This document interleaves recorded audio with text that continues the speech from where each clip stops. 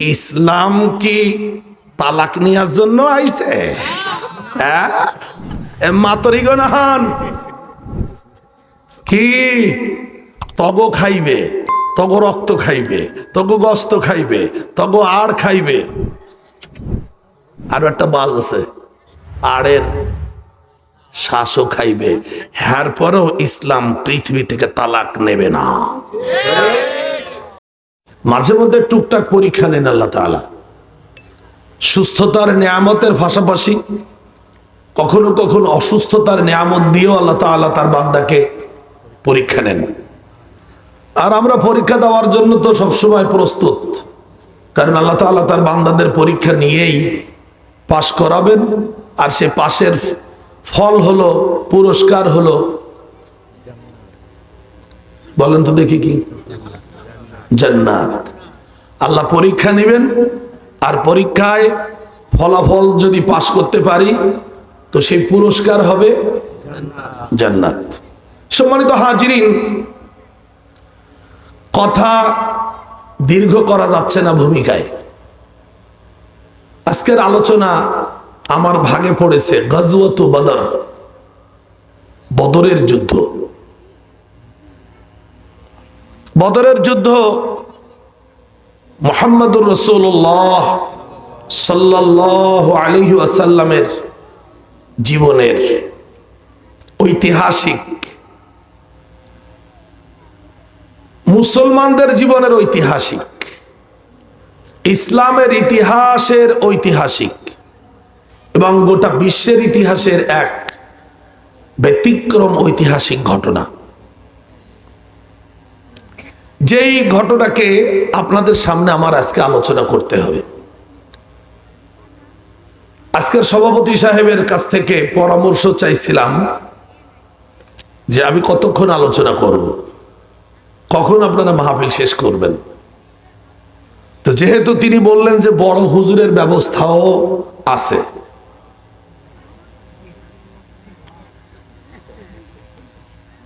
কি বলেন তো? কি খাওন খাওন, যেহেতু বড় হুজুরের ব্যবস্থা আছে, যেহেতু বড় হুজুরের ওয়াজ তো শোনানো লাগবে শ্রোতাদের, সেই হিসেবে একটু আগে ভাগে ছেড়ে দিয়ে 10:30টায়। আর সেখান থেকে যদি বোঝেন যে না বড় হুজুর একটু পরে ওয়াজ শুনলেও শ্রোতাদের অসুবিধা নেই, তো ওখানে আর 10 মিনিট আপনার ওয়াজটা শোনায় দিয়ে এরপরে বড় হুজুরের ওয়াজ যথারীতি শোনানো হবে। আপনারা কথা বুঝতে পেরেছেন তো? তো আমি সব মিলে হিসেব করে দেখেছি আপনাদের সামনে আমি 90 মিনিট কথা বলতে পারবো, 1.5 ঘন্টা। দোয়া করুন আমার জন্য যে আল্লাহ তাআলা যেন আপনাদের সামনে গজওয়াত বদর সম্পর্কে সংক্ষেপে কিছু কথা বলা যায়, কারণ সব কথা বলতে গেলে 2 রাত তো লাগবে। তাও এই প্রথম অধিবেশন দ্বিতীয় অধিবেশন মিলে 1 রাত, পরের রাতে আবার প্রথম দ্বিতীয় অধিবেশন মিলে 1 রাত, তাতে কিছু বলা যাবে। কারণ যে যুদ্ধ হয়েছে 3 দিন বসে, তা কি আমরা 1 ঘন্টা শুনতে পারবো? মূল কথাটা শুনতে পারবো। প্রথমেই আমরা আসবো আল্লাহ রাব্বুল আলামিন মক্কাতে আমাদের প্রিয় নবী মুহাম্মদুর রাসূলুল্লাহ, একটু সবাই একটু পড়েন, সবাই একসাথে পড়বেন সাল্লাল্লাহু আলাইহি ওয়াসাল্লাম বলেন। নিজেদেরকে দুর্বল বানাবেন না, কিছু কিছু জায়গা আছে সেখানে সবল রাখবেন। এক হলো আল্লাহর নাম যখন স্মরণ করবেন বলবেন, রসুলের নামের সাথে যখন দরুদ পড়বেন, এসব জায়গায় নিজেদেরকে দুর্বল বানাবেন না, মুখ বন্ধ করে থাকবেন না। কারণ হলো এসব জায়গা হলো বরকতওয়ালা জায়গা। আমার শ্রদ্ধেয় উস্তাদ ছিলেন সোনাতুনিয়া আজিজিয়া ফাজিল মাদ্রাসার ভাইস প্রিন্সিপাল মাওলানা আব্দুল মান্নান সাহেব, আল্লাহ তাআলা তাকে জান্নাতুল ফেরদাউসের মেহমান হিসেবে কবুল করুন। যে মাদ্রাসায় শিক্ষকতা করতেন আপনাদের এই যে তারাবনিয়া আব্দুল ওহাব বুলবুলি সাহেব,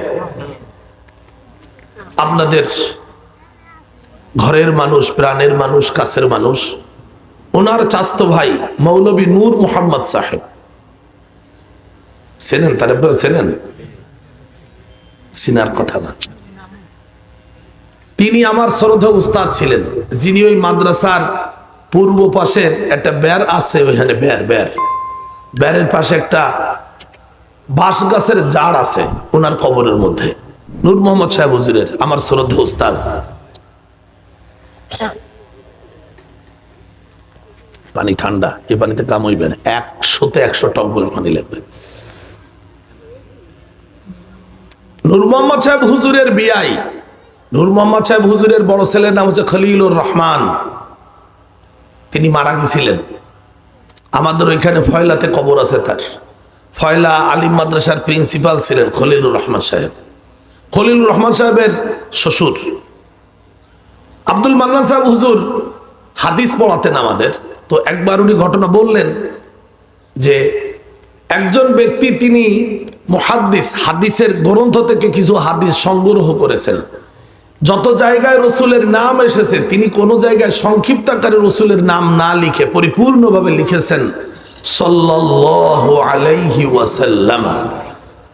এর বরকতে আল্লাহ তাআলা তাকে যে কত মর্যাদা দিয়েছেন সেটা তিনিও ওজন করতে পারেন নাই, যে আল্লাহ তাআলা তাকে কত মর্যাদা দিয়েছেন। আমরা কিন্তু এই সব জায়গায় হলে কি করি জানেন? চিপি বন্ধ করে দেই। রাসূলুল্লাহ সাল্লাল্লাহু আলাইহি ওয়াসাল্লামকে আল্লাহ তাআলা মক্কায় রাসূল হিসেবে পাঠালেন। তিনি কালেমার দাওয়াত দিতে শুরু করলেন। কিছু মানুষেরা ইসলাম এর দাওয়াত কবুল করলেন। কবুল করার কারণে সমাজপতিরা, রাষ্ট্রপতিরা বিরোধিতা শুরু করলেন, অত্যাচার করতে লাগলেন। এই আব্বাজানেরা তিনজন ভাইজান শোনেন, আপনি এই আব্বাজান রে এই মুরব্বীর কোলের ভিতরে দেন। হ্যাঁ, ও আপনার কোলে না, এনার কোলে দেন।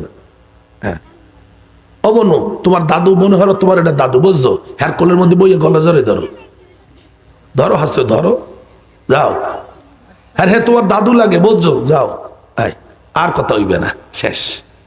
আর এই মনে বেলুনটা খুব ভালোই ফলছে, তোমার বেলুনটা মরে দেওয়া, দেখতে ভালো দেখাইতে আছে। আচ্ছা ঠিক আছে, আর অসুবিধা হয় না, কেউ কথা কইবে না। মক্কা থেকে যখন অত্যাচার নির্যাতনে মুসলমানরা ঘর বাড়ি ছাড়া হলেন, যেই দৃশ্যটা আপনারা বাংলাদেশেও দেখেছেন বিগত বছরগুলিতে, যারা ইসলামের পক্ষে, কোরআনের পক্ষে, তাদেরকে ঘর বাড়িতে থাকতে খুব একটা দেওয়া হয় নাই। আপনাদের ভান্ডারিয়া ঝালকাঠির কথা জানি না, তবে আমি যেহেতু বাগেরহাট, খুলনা এই অঞ্চলের মানুষ, খুব করুণ অবস্থা। আলেমরা কি করছে হ্যাঁ হনবেন আপনারা, নাহুইল গাছের মাথায় উঠ দিয়া রাতের বেলায় গামছা দিয়া নাহুইল গাছের ডগায় নিজেকে বাইন দেহার পরে ঘুমাইছে। এখানে পুলিশ নাহুইল গাছ পড়বে না।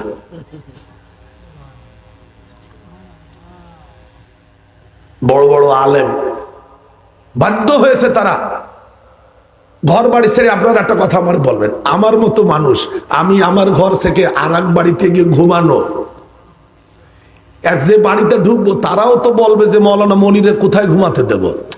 তার মতো একজন লোক, মানে পালানো আমাদের জন্য কঠিন।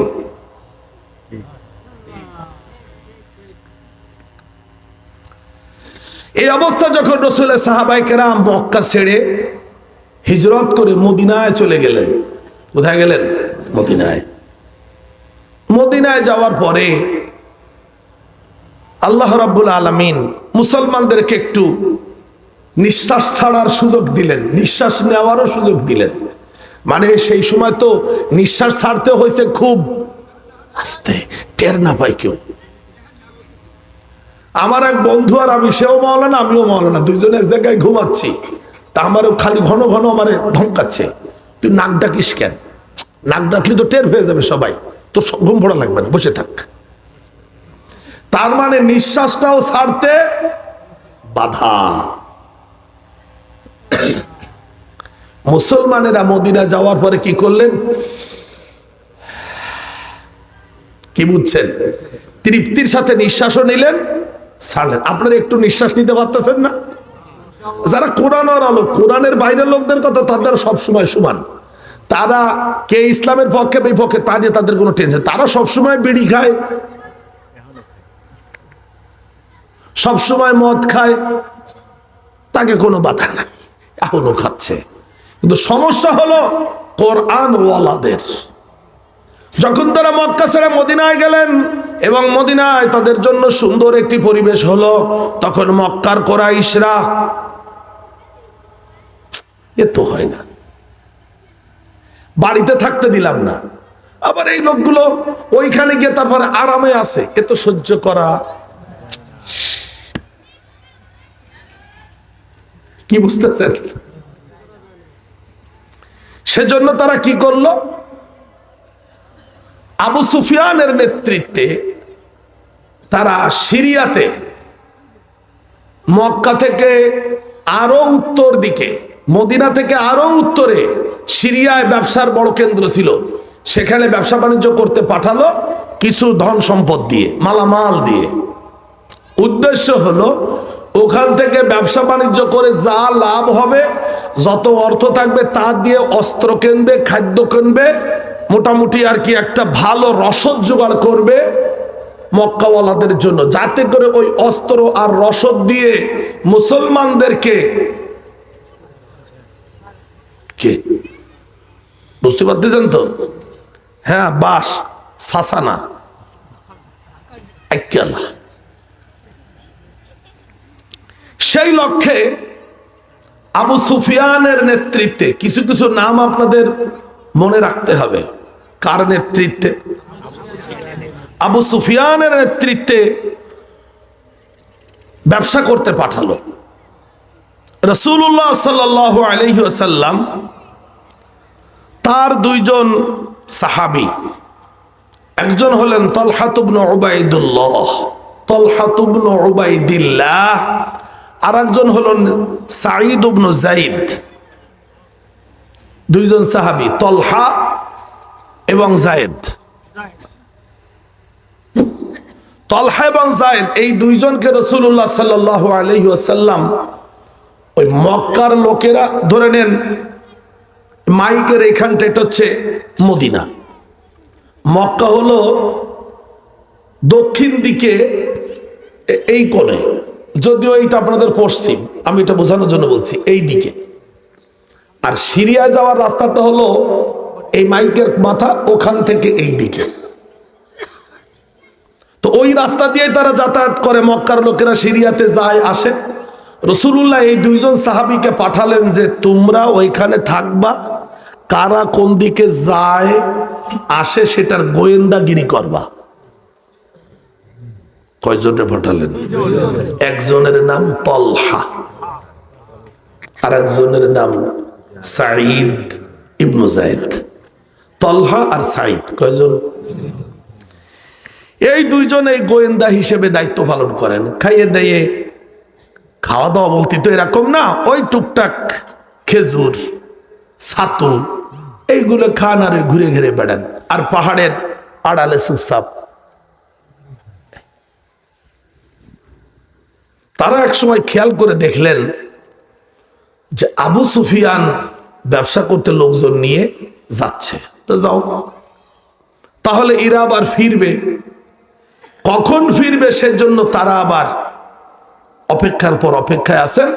ইতোমধ্যে তারা দেখলেন যে আবু সুফিয়ান এক বিশাল বাহিনী নিয়ে, মানে মালামাল, অস্ত্র, রসদ সম্ভারের এক বিশাল গাট্টি বুচকা নিয়ে 8 জন লোক তার সঙ্গে উটের পিঠে বোঝাই করে এইবার সিরিয়া থেকে ব্যবসা করে মক্কায় যাচ্ছে। ইনারা দুইজন এটা দেখার পরে খুব দ্রুত ঘোড়া দাবড়াইয়ে মদিনায় গিয়ে রাসূলুল্লাহকে বলেন, ইয়া রাসূলুল্লাহ, আবু সুফিয়ানের নেতৃত্বে মালামাল যাচ্ছে, আমাদের মনে হচ্ছে এই রসদ সম্ভার যদি ওখানে পৌঁছে যায় তাহলে মক্কার লোকেরা আমাদেরকে কোনো অবস্থাতেই ছাড় দেবে না।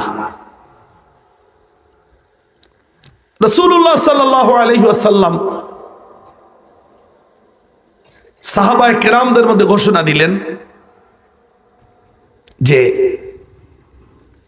মক্কার ব্যবসায়ী দল আবু সুফিয়ানের নেতৃত্বে বিশাল এক সম্ভার মালামাল নিয়ে মক্কায় চলে যাচ্ছে, এটা আমাদের আটকানো দরকার 3 কারণে।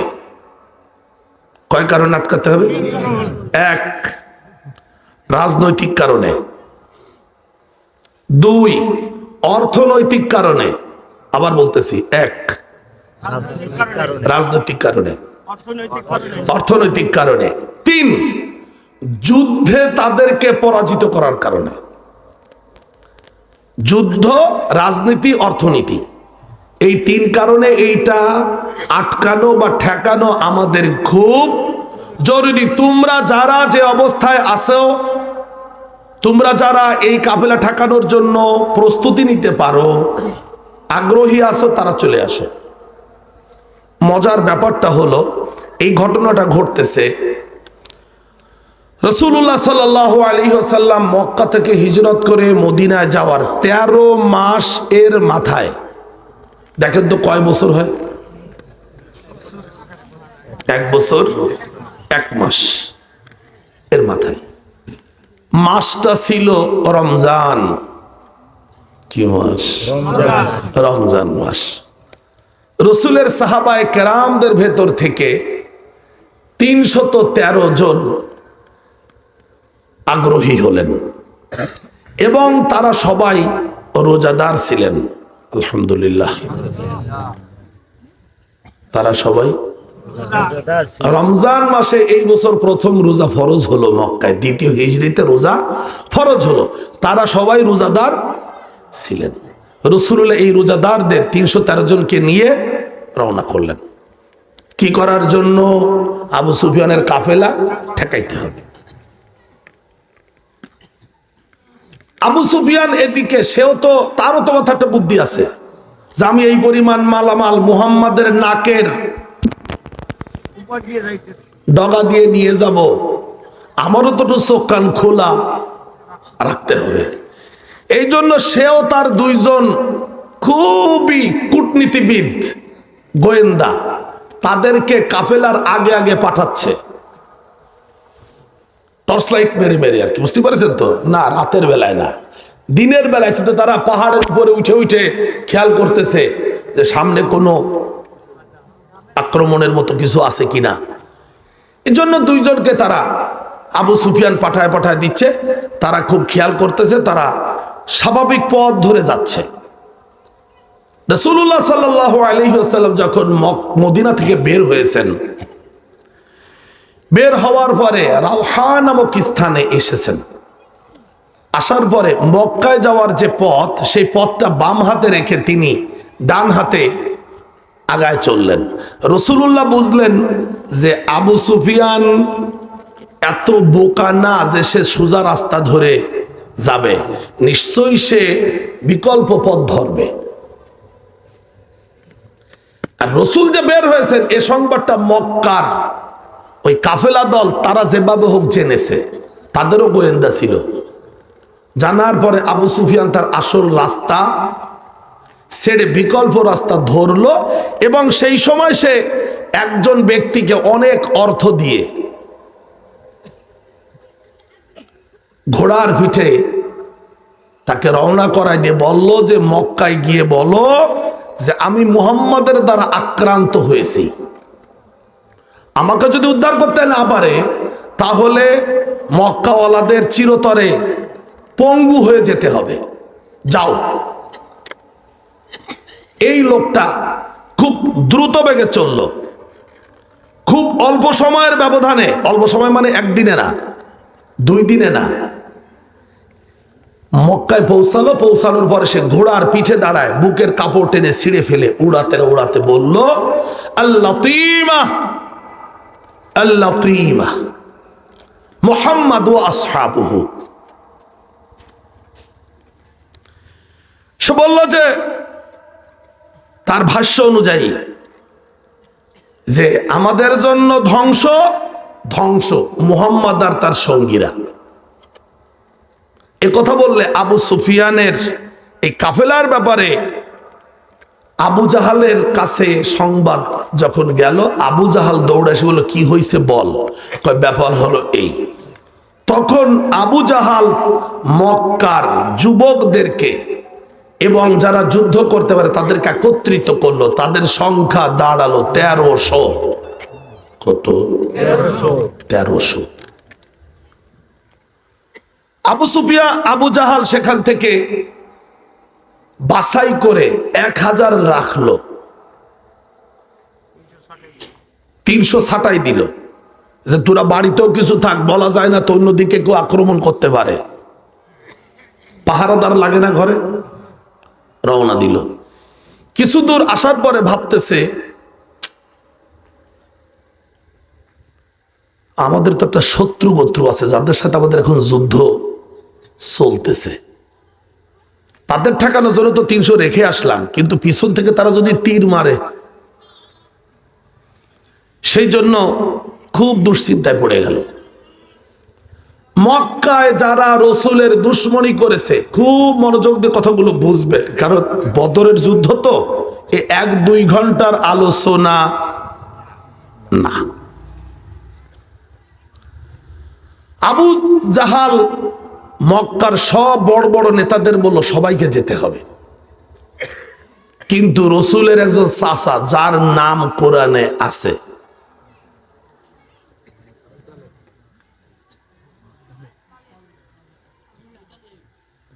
মুরব্বী বলেন, জোরে বলেন।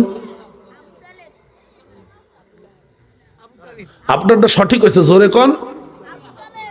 আবুল আহাব।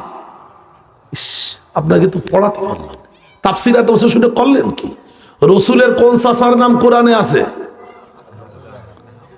নাকি আবু তালেব? আবুল আহাব। তাব্বাত ইয়াদা আবি লাহাব নাকি আবুই তালিব? কি থাক, ছোট মানুষ থাক। কি আবি তালিব না আবি লাহাব? পারলেন না কেন বলতে? আজকে বড় হুজুর সত্যি আপনাদের খাওয়াবো, কোনো টেনশন করেন না। আবু লাহাব বলল, আবু জাহাল শোনো, আমি যেতে পারবো না। কয় কেন? কয় আমার একটু সমস্যা আছে। কয় তুমি না গেলে হবে না, তোমার তো যাওয়া লাগবেই। তখন সে বলল, আমি একটা লোকের কাছে 4000 দিরহাম পাই, দিরহাম রৌপ্য মুদ্রা, একজনের কাছে আমি 4000 দিরহাম পাই, ওর টাকা দিয়ে লাগবে না, ওর আমি পাঠায় দিচ্ছি আমার পরিবর্তে। তারে যে বললো তোর কাছে আমি 4000 দিরহাম পাই না, কয়টা দেওয়া লাগবে না, তুই আবু জাহালের সাথে যা। এইভাবে ও মাপ পাইল। বাদ বাকি সব কোরাইশ কাফের নেতারা মেলা হরছে। কি হরতে? আবু সুফিয়ানের কাফেলা, মালামাল, অস্ত্র শস্ত্র, রসদ সম্ভার, খাদ্য সামগ্রী রক্ষা করতে হবে। কথা বোঝা গেছে তো? এইবার আবু জাহাল সবাইরে রওনা করায় দিছে, তোমরা রওনা দাও, মেলা হরো বেটা, বই আইতে লাগছি। আর কিছু দুষ্টু পোলাপান আছে না, কাম হইবে না, আমাকে মেলা হরাই আপনি থেকে যাইবেন, কাম হইবে না, মগলকে যাইতে হইবে। বেটা কাম আছে, তোরা ল, মই আইতে আছি। কি করবে? হগলডি মেলা হরছে আবু জাহেল আর হার বন্ধু নজর ইবনে হারিস, নজর হারিস আর আবু জাহাল দুইজনে ব্যবসা করতে একসাথে, মানে ব্যবসায়িক পার্টনার। এই দুইজন আছে। এখন নজর ইবনে হারিস জিজ্ঞেস করলে, সবাই রে মেলা হরাইলা, তুমি থাইকে গেলে মোরও কইলে যে মোর লাগে যাবানে থাহো বেটা, গড় নাকি? কাম আস। কামটা কি? আমরা যে মুহাম্মদরা যে ঠ্যাঙ্গাইতে যামু, কি হরতে যামু? আমি আপনাকে বাসায় বলতে আছি, বুলটু লিলে মাফ করে গেন, কইল মুহাম্মদরা যে ঠ্যাঙ্গাইতে যামু, হে কথাটা আল্লাহরে কওয়া লাগে না? কারে কইবে? হাসলেন যে সবাই। ঠ্যাঙ্গাইতে যায় কারে? আল্লাহর নবীরে। হ্যাঁ, আল্লাহরে কই যাইবে? তা কইবে কমবে, কাবাগারে গিলাপ ধরে কইবে, বুঝছেন? হে হার বন্ধু নজর ইবনে হারিস হেরে লই গেছে, আও ধরো কাবার গিলাপ ধরো। দুইজনে কাবার গিলাফ দুই রাজা বলছে, আল্লাহ এই কথাটা সূরায়ে আনফালের 32 নম্বর আয়াতে লিখে রাখছেন, যেন কিয়ামত পর্যন্ত যারা কোরআন পড়বে হেরা যেন টের পায়। কিছু বুঝেছেন? ইয ক্বালুল্লাহুম্মা ইন কানা হাযা হুয়াল হাক্কু মিন ইনদিকা ফাআমতির আলাইনা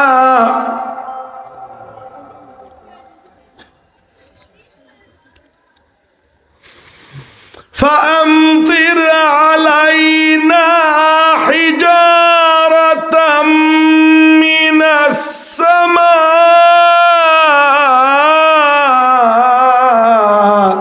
أو ائتنا بعذاب أليم।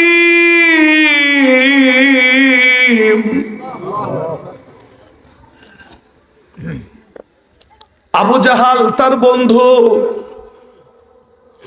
কি নাম বলেন? নজর ইবনে হারিস। আবু জাহাল তার বন্ধু। বড় হুজুর তো রেডি করছি, কইলে যেটুক খরচ হবে এটা পোষাই দিব। এরপর এক ভাই মোরে বলছে যে হুজুর আমনে আইলে 2 ডাক বেশি লাগে, এটাও জোগাড় করতে আছি।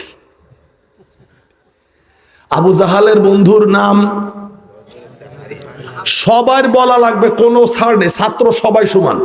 নজর ইবনে হারিস। আমার ওই ভাই খালি মাথায় করে, আরে ভাই বলেন না। নজর হে মনু কয় না, খালি পান খায় মনু। বলেন। নজর ইবনে হারিসকে নিয়ে বলল আল্লাহুম্মা, বাংলায় অর্থ কি? হে আল্লাহ। কারে ডাকে? রাগ করবেন না, বাংলাদেশে বহু কাফের আছে আবু জাহালের মতো, হেরাও আল্লাহরে ডাকে। আর আপনাকে কয় দেখছো মোর মাথায় টুপি কইল, তোমার মতো দাঁড়িয়ে রাখছি না, মুই আল্লাহরে ডাকি না। হ্যাঁ ডাহো তো, আবু জাহালের নাহান। কার নাহান?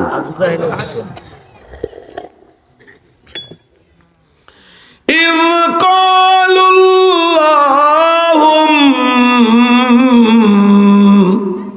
যখন তারা বলল আল্লাহুম্মা, হে আল্লাহ, ইন কানা হাযা হুয়াল হাক্ক, মুহাম্মাদের এই দিন যদি সত্য হয় তাহলে তো আমি ভুল পথে আছি, তাহলে তুমি আমাকে আসমান থেকে পাথরের বৃষ্টি দিয়ে ধ্বংস করে দাও। কে বলতেছে? সাথে কে? আল্লাহ কইল সুযোগ পাই না, যখন আমার কাবার গিলাফ ধরে বলছো দোয়া কবুল। কথা বলেননি? ও তো মনে করেছে যে মুহাম্মদ ভুল, সঠিক না, আমি আবু জাহাল সঠিক, সেই জন্য খুব জোর করে। কোন জায়গা? চারটিখানি জিনিস। আল্লাহ কইল যে দোয়া। আবু জাহাল তো বোঝে না, যে আইক্যালা ভাষা নিজে বুলাইয়া ঢুকাইস।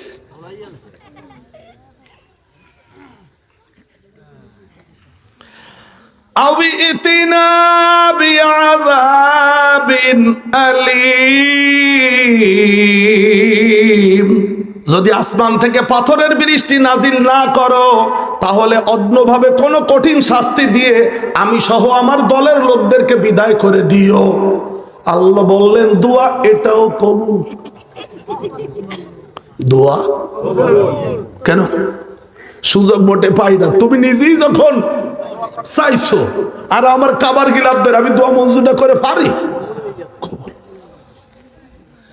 সূরাতু আল আনফাল, সূরাতুল 9 নম্বর সূরা, 8 নম্বর সূরা, আয়াত 32। কত? ইয ক্বালুল্লাহুম্মা ইন কানা হাযা হুয়াল হাক্কু মিন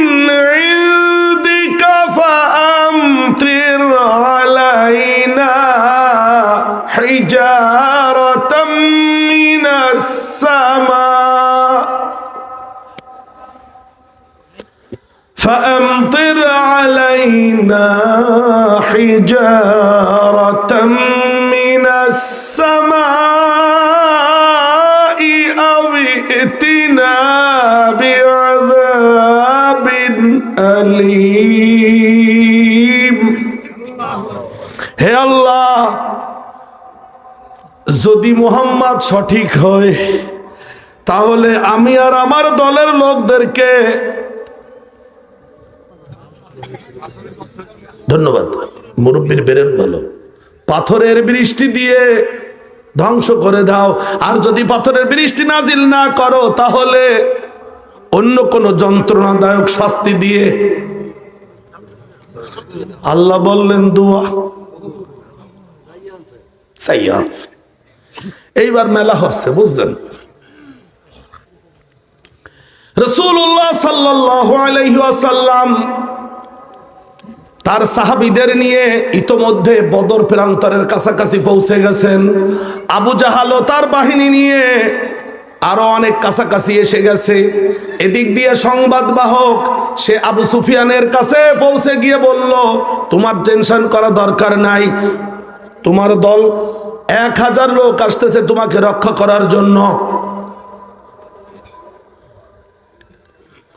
আবু সুফিয়ান ব্যবসায়ী নেতা, সে সংবাদ পাঠালো যে আমি নিরাপদ এলাকায় পৌঁছে গেছি, মুহাম্মদ আর তার দলের লোকেরা আমারে ধরতে পারবে না, তোমাদের আসতে হবে না, তোমরা বাড়ি ফিরে যাও। এইবার যুবকরা বললো যে যুদ্ধ সেতু করা লাগবে না, মালমাল বালামাল বাড়ি চলে যাচ্ছে, সুতরাং আমরা বাড়ি ফিরে যাই। আবু জেহেল সামনে গিয়ে বলল, আমি আল্লাহরে বলে আইছি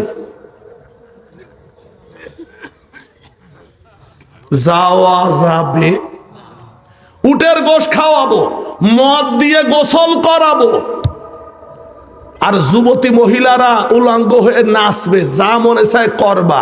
মুহাম্মাদের একটা হাস্ত নাস্ত না করে যাওয়া। বের যখন হইছি, আমি বলতেছি এটা কোরআন শরীফেও আছে, এই ইতিহাসের গ্রন্থেও আছে। ইতিহাসের বই আপনাদের বাড়ি আছে, তারপর আমি এখন বইয়ে নিয়ে আইছি, আর রাহিকুল মাখতুম আরবি, এতে লেখা আছে। আবু জাহাল যখন তার লোকজন নিয়ে বের হলো, তাদের তখন একটা ভাব, মানে আজ আমরা যাচ্ছি, মানে মুহাম্মদের পৃথিবী থেকে একদম কি করবে বিদায় করে দিয়ে তারপরে আসবে।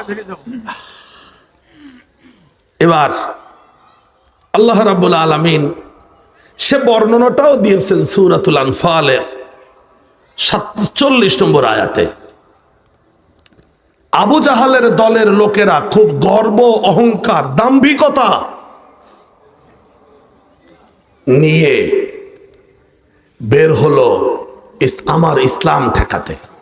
সেজন্য আল্লাহ তাআলা পৃথিবীর ইমানদারদেরকে ডেকে বললেন, ওয়ালা তাকুনু কাল্লাযীনা খরাজু মিন দিয়ারিহিম বাতরান ওয়া রিআআন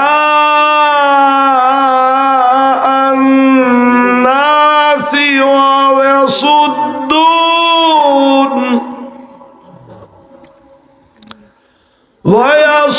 ويصدون عن سبيل الله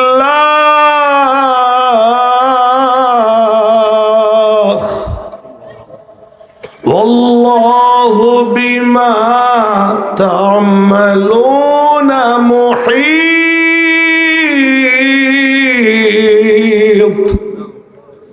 আল্লাহ ইমানদারদের ডাক দিয়ে বললেন, ও ইমানদারেরা, তোমরা যে যুদ্ধে বের হয়েছো, তোমরা খবরদার ওই কাফেরদের মতো গর্ব, অহংকার আর দাম্ভিকতা নিয়ে বের হয়েও না। কারণ কাফেররা বের হয়েছে অহংকার করে, দাম্ভিকতা করে, লোকজনকে জানানোর জন্য।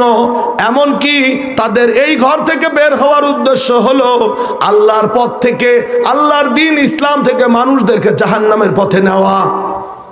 ওয়ায়াসুদ্দুনা আন সাবিলিল্লাহ। আবু জাহালদের যুদ্ধ করার উদ্দেশ্য ছিল মানুষদেরকে জান্নাতের পথ থেকে ফিরায়ে জাহান্নামের পথে নেওয়া। কষ্ট পাচ্ছেন না তো? বাস, তাহলে ওরা বের হলো কিভাবে তাও আল্লাহ কোরআনে বলে দিয়েছেন। চলুন এবার আবু জাহাল যখন বলল তোমাদেরকে কি করবে, মদ খাওয়াবো, অনুস্কিল খামরা অতাজিফুলানাল কাইয়ান, যুবতী মহিলারা মেয়েরা নায়িকারা নাচবে, এই বাদ দিয়ে বাড়ি যে করবা কি? বোঝা গেছে নাকি? উট প্রত্যেক দিন, একদিন 8টা উট জবাই করতে লাগলো, একদিন 9টা উট জবাই করতে লাগলো। লোক কত? 1000। 9টা উট জবাই করলে কয় কেজি গোস্ত হবে? একটা উটে কত মন খানে গোস্ত তো হবে, বেশি হইবে, মানে কয় মন? 5 মন তো হইবেই বেড়া। তো 9টা হইলে কত হয়? 45 মন গোস্ত। এরা খাওয়াইবে কয়জন রে? 8টা যদি হয় 5 × 8 40 মন। খাওন আর খাওন। এরপর আবার রাতের বেলা মদও চলবে, আনে আরো আছে বাড়তি সুযোগ। কথা বুঝতে পেরেছেন? এদিক দিয়ে রাসূলুল্লাহ সাল্লাল্লাহু আলাইহি ওয়াসাল্লাম বদর প্রান্তরে পৌঁছলেন। ওখানে গিয়ে সংবাদ পেলেন যে আবু সুফিয়ানের বাহিনী চলে গেছে ঠিকই, কিন্তু আবু সুফিয়ানকে রক্ষা করার জন্য আবু জাহালের নেতৃত্বে 1000 লোক আসতেছে।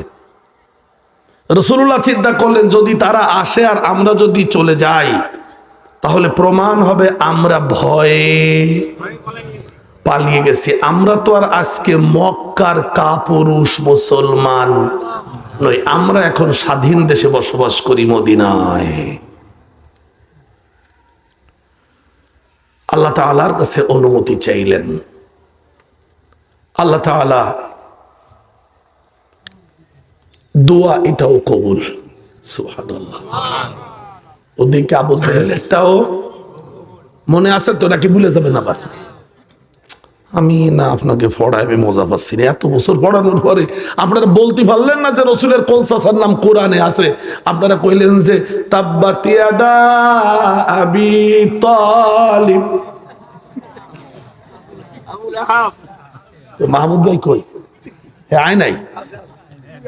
এবার বড় হুজুর খাওয়ানো বন্ধ করতে হবে। হে তাব্বাত ইয়াদা আবিল হাবের জায়গা আবি তালেব বলছে। দেখতে আছি হে তো তাকাই রয়েছে মধ্যে। কোন ওয়াজে কাম হইতেছে খালি কাউন আর কাউন। কথা বুঝতেছেন তো? রসুলকে আল্লাহ বললেন এতদিন পর্যন্ত যারা মার খেয়েছে তাদেরকে এখন অস্ত্র নিয়ে যুদ্ধ করার অনুমতি দেওয়া হলো। কে অনুমতি দিলেন? সূরাতুল হজ 22 নম্বর সূরা, আয়াত 39। কোন সূরা? একটু ঠোঁট খুলে কন, একটু কন যাতে ভেতরে ঢোকে। কোন সূরা? কত নম্বর সূরা? 22, আয়াত 39। উযিনা লিল্লাযীনা ইউকাতালুনা বিআন্নাহুম যুলিমু ওয়া ইন্নাল্লাহা আলা নাসরিহিম লাকাদির।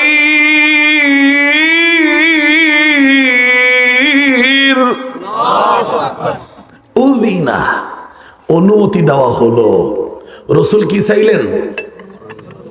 অনুমতি। কিসের অনুমতি চাইলেন? আল্লাহ 13 বছর খালি মারি খাইছি, এরপর মার সহ্য করতে না পাইরা তুমি বলছো মক্কা সাইডা মদিনায় যা, হ্যাঁ নেই পড়ছি, এরা আবার মেলা হরছে মগ মারবে, কি হল আল্লাহ তুমি অনুমতি দাও, এই হাত বান্ধা হাতগুলো একটু খুললে দেই, যে হাত বেঁধে রেখে তুমি মার খাইতে বলছো তাই মার খাইছি, এখন একটু অনুমতি দাও এই হাতগুলোকে একটু। কি আপনারা মারেন মনির হুজুর রে, মনির হুজুরের হাত নাই, মনির হুজুর চুপচাপ মার খায়। ঠিক আছে ভাই, ব্যথা ভার নাই তো, ঠিক আছে জান। শরণখোলা নামে একটা থানা আছে নাকি? ও এর রান্দা থানা, ঠিকই বলছেন মনু। জায়গার নাম রায়ন্দা, শরণখোলা থানা বা উপজেলা। আমি তো সব জায়গায় চলাফেরা করি। ওইখানে রাজৈর নামে একটা গ্রাম আছে। রাজৈর গ্রামে একজন আলেম আছে, মুফতি হাফেজ মাওলানা মাসউদুর রহমান, বক্তা। আপনাদের এলাকায় আসে কিনা জানি না, খুব ভালো আলোচনা করে। আল্লাহ তাআলার কাছে রসুল এবার অনুমতি চাইলেন। আল্লাহ বললেন উযিনা। আলেমরা বসা আছেন তো, ফেলে মাজহুল মাজি থেকে আজিনা উযিনা, অনুমতি দেওয়া হলো। লিল্লাযিনা আমানু লিল্লাযিনা ইউকাতালুনা বিআন্নাহুম যুলিমু, যাদের সাথে জুলুম করে অন্যায়ভাবে যাদেরকে হত্যা করা হয়েছে, যুদ্ধ করা হয়েছে, যাদের সাথে যাদেরকে অন্যায়ভাবে মারা হয়েছে একতরফা, তাদেরকে আজকে দুই তরফা মারামারি করার অস্ত্র নিয়ে অনুমতি দেওয়া। আপনারা কি বেজার না খুশি? এতদিন মায়ের খাইছি, বাড়ি থেকে বের হয়ে গেছি, ঢুকতে পারি নাই, নাহইল গাছের মাথায় মনু। আল্লাহ কইলে বেড়া নেমে বস। সাহাবায়ে কেরাম বলেন ইয়া রাসূলুল্লাহ, আমরা কেউ ফেরত যাব না, মক্কার লোকেরাই তো আসবে, যারা আমাদেরকে মারছিল তাদের কাছকে দেখায় দেব যে আমি বেলাল মক্কায় মার খেয়েছি, আমি বেলাল আমিও মারতে জানি। উযিনা লিল্লাযীনা ইউকাতালুনা বিআন্নাহুম যুলিমু ওয়া ইন্নাল্লাহ, আর নিশ্চয় আল্লাহ তাআলা আলা নাসরিহিম লাকাদির, তার মজলুম বান্দাদের সাহায্য করতে ক্ষমতাবান। আল্লাহ তার মজলুম বান্দাদের সাহায্য করতে পারেন কিনা দেখেছেন তো সখী, কোনো সন্দেহ নাই তো? সুবহানাল্লাহ। রাসূলুল্লাহ সাল্লাল্লাহু আলাইহি ওয়াসাল্লামকে যখন আল্লাহ অনুমতি দিয়ে দিলেন, এইবার রাসূলুল্লাহ সাল্লাল্লাহু আলাইহি ওয়াসাল্লাম বদর প্রান্তরে সাহাবায়ে কেরামদেরকে ফজরের সালাতের পরে সাজাচ্ছেন, কে কোথায় দাঁড়াবে, কোন লাইনে কয়জন থাকবে, কি হবে। এদিকে রাতের বেলা যথেষ্ট বৃষ্টি হয়েছে, বৃষ্টির কারণে রাসূলুল্লাহ সাল্লাল্লাহু আলাইহি ওয়াসাল্লাম যেখানে অবস্থান করতেছিলেন ওই জায়গাটা ভালো হয়ে গেল, আর কাফেররা যে এলাকায় থাকতেছিল ওই জায়গাটা পানিতে ভরে গেল। এই জায়গাটা ছিল বালিতে, বালু উঁচু নিচু, মানে বালু হালকা আলগা বালু, বৃষ্টির কারণে বালু টাইট হয়ে গেল। আর ওরা ছিল নিচের এলাকায়, ওই জায়গাটা ছিল মোটামুটি খুব মজবুত, কিন্তু পানি হওয়ার কারণে পানি ভরে গেল। তাও কোরআন শরীফে লেখা আছে। সুবহানাল্লাহ। সূরাত আলে ইমরান, সূরাত আলে ইমরানের মধ্যে আল্লাহ রাব্বুল আলামিন সেই কথাটা তুলে ধরেছেন। وَإِذْ غَدَوْتَ مِنْ أَهْلِكَ تُبَوِّئُ الْمُؤْمِنِينَ مَقَاعِدَ لِلْقِتَالِ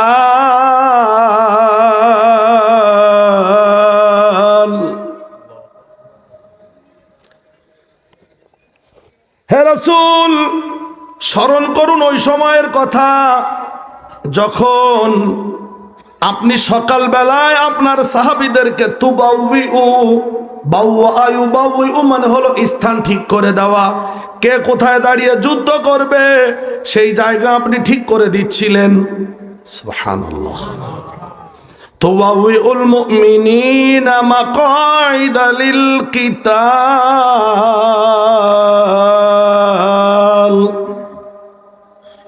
আল্লাহ রাব্বুল আলামিন আপনার ওই দৃশ্যটা দেখেছেন যে আপনি সকালবেলায় সাহাবীদেরকে লাইন দিয়ে সাজাচ্ছেন কে কোথায় যুদ্ধ করবে। আল্লাহু সামিউন আলিম, আল্লাহ সব শোনেন এবং সব জানেন। দেখতেছিলেন আপনি কাকে, আবু বকরকে কোথায় দাঁড় করিয়েছেন, উমারকে কোথায় দাঁড়িয়েছেন, উসমানকে কোথায় দাঁড় করিয়েছেন, সব আল্লাহ তাআলা দেখেছেন। সুবহানাল্লাহ। দাঁড় করায় দিয়ে রাসূলুল্লাহ সাল্লাল্লাহু আলাইহি সাল্লাম দোয়া করতেছেন কার কাছে? আবু জেহেল কিন্তু ওদের একটা করে আসছে দোয়া। এবার রাসূল আরেকটা দোয়া করতেছেন, আল্লাহুম্মা ইন শি'তা লাম তু'বাদ, আল্লাহুম্মা ইন শি'তা ওয়াসানাই ইউবাদ। হে আল্লাহ, তুমি যদি চাও এই পৃথিবীতে তোমার ইবাদত হবে না, তাহলে তুমি তোমার এই রাসূল আর রাসূলের সাহাবীদের পরাজিত করে দিও। তুমি যদি চাও পৃথিবীতে মূর্তির পূজা চলবে, তাহলে আমাদের পরাজিত করে দিও। আর যদি চাও তোমার ইবাদত হবে, তাহলে তুমি তাদেরকে বিজয় দান করো। বলেন না সুবহানাল্লাহ। কে দোয়া করতেছেন? রাসূলুল্লাহ যখন এই দোয়া করতেছেন এত জোরে তিনি কাঁদতেছে যে তার দেহে কাঁপ উঠে গেছে।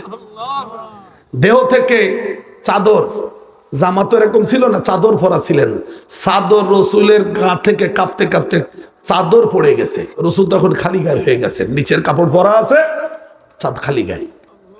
তখন আবু বকর রাসূলের ঘাড়ে হাত দিয়ে বলছে, হে রাসূলুল্লাহ থামেন, আপনারা দোয়া কবুল করেন। অত দোয়া করা লাগবে না, দোয়া কবুল হয়েছে, থামেন এবার।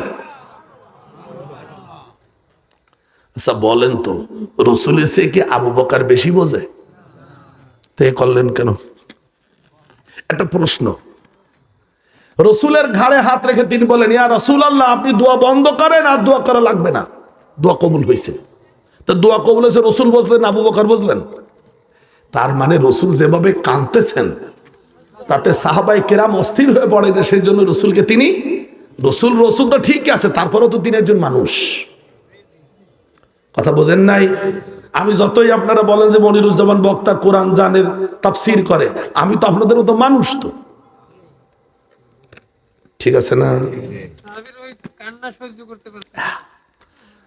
তাহলে এদিকের দোয়াও কবুল, বাস।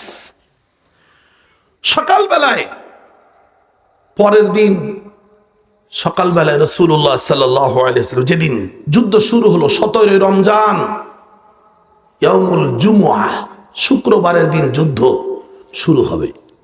ঠিক তার আগের রাত্রে, বৃহস্পতিবার দিবাগত রাতে রাসূলুল্লাহ সাল্লাল্লাহু আলাইহি ওয়াসাল্লাম একটা লাঠি নিয়ে বদরের যুদ্ধের যে জায়গা, বদরের কূপের পাশে লাঠি দিয়ে গোল চিহ্ন দিচ্ছেন আর বলছেন, হাযা মাসরাউ আবি জাহাল, আবু জেহেলের কালকে এই জায়গায় লাশ পাওয়া যাবে। হাযা মাসরাউ নদর ইবনে হারিস, নদর ইবনে হারিসের মাসরা, এখানে সে কালকে তার লাশ পড়ে থাকবে। রাসূল এভাবে গোল চিহ্ন দিতে লাগলেন।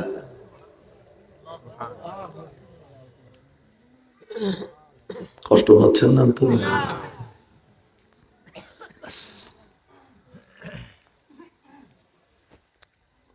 এই দৃশ্য দুই দলকে দেখতেছে যুদ্ধের ময়দানে।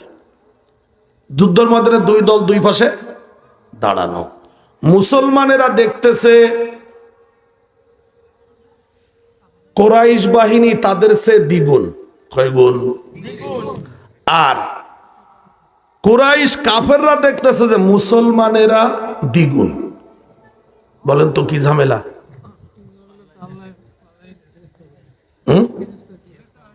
ফেরেশতা পাঠা দিছে। এই আপনাদের ইলম আছে, আপনাদের তাফসীর পড়লে পড়ানো যাবে। আল্লাহ রাব্বুল আলামিন কোরআনুল কারীমের মধ্যে সেই কথাটা চমৎকার ভাবে তুলে ধরেছেন। আল্লাহ রাব্বুল আলামিন স্বপ্নের মধ্যে মুসলমানদের বিজয়ের বিষয়টি তুলে ধরেছেন এবং তিনি জানিয়ে দিলেন যে আল্লাহ রাব্বুল আলামিন মুসলমানদেরকে বিজয় দান করবেন। আল্লাহ তার রাসূলকে সেটা স্বপ্নের মাধ্যমে দেখায় দিলেন। সূরাতু আল আনফাল 43 নম্বর আয়াত, ইয ইউরিকাহুমুল্লাহু ফি মানামিকা কলিলা ওয়ালাউ আরাকাহুম কাসীরান লাফাশিলতুম ওয়ালাতানাযাতুম ফিল আমর ওয়ালাকিন্নাল্লাহা সাল্লাম ইন্নাহু আলীমুম বিযাতিস সুদূর।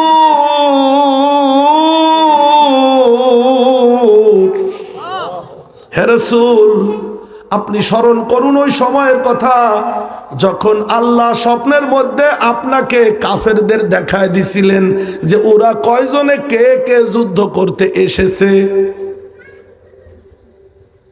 আল্লাহ কাকে দেখায় দিলেন? কিভাবে? আল্লাহ অল্প একটু দেখাইছেন, তাই বলেছেন ওয়ালাউ আরাকাহুম কাসীরা। হে রাসূল, ওদের সবাইকে যদি আপনারে বেশি দেখাইতাম তাহলে আপনার দলে যারা আছে সাহাবায়ে কেরাম লাফাশিলতুম, তারা সবাই হতাশ হয়ে পড়তো, নিরাশ হয়ে পড়তো।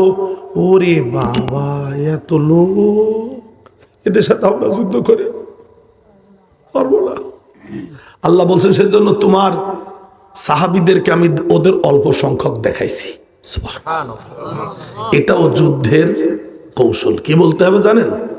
আরে না, লোকজন তেমন না, ওই 5-7 জন লোক দেখছি, 2-1 বেশি হলেও হতে পারে। আপনি যদি বলেন না না 1000 লোক যুদ্ধ করার জন্য ওখানে আইছে, 1000 লোক আমরা যাব না। কথা বুঝেছেন তো? আল্লাহ কি বললেন? রাসূলকে বললেন যে আমি অল্প দেখাইছি যাতে করে ওরা তোমার সাথীরা সাহস পায়, বেশি দেখাইলে। সুবহানাল্লাহ। যুদ্ধের কৌশল কোরআনে আল্লাহ শিখিয়েছেন। কোরআনে তো আপনারা খালি তাবিজের কিতাব বানাইছেন, রাগ করবেন না। কি যে পড়ে আল্লাহই জানে। খালি চুডা বোঝা যায় আর ফুডা বোঝা যায়, সাথে খানিকটা থুতু বের হয়, সেটাও টের পাওয়া যায়, গন্ধ।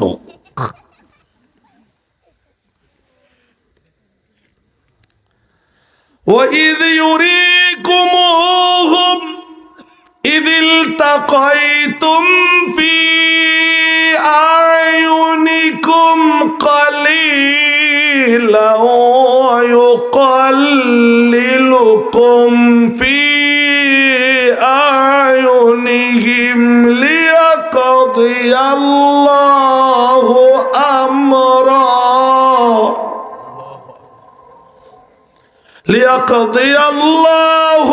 أمرا كان مفعولا وإلى الله ترجع الأمور।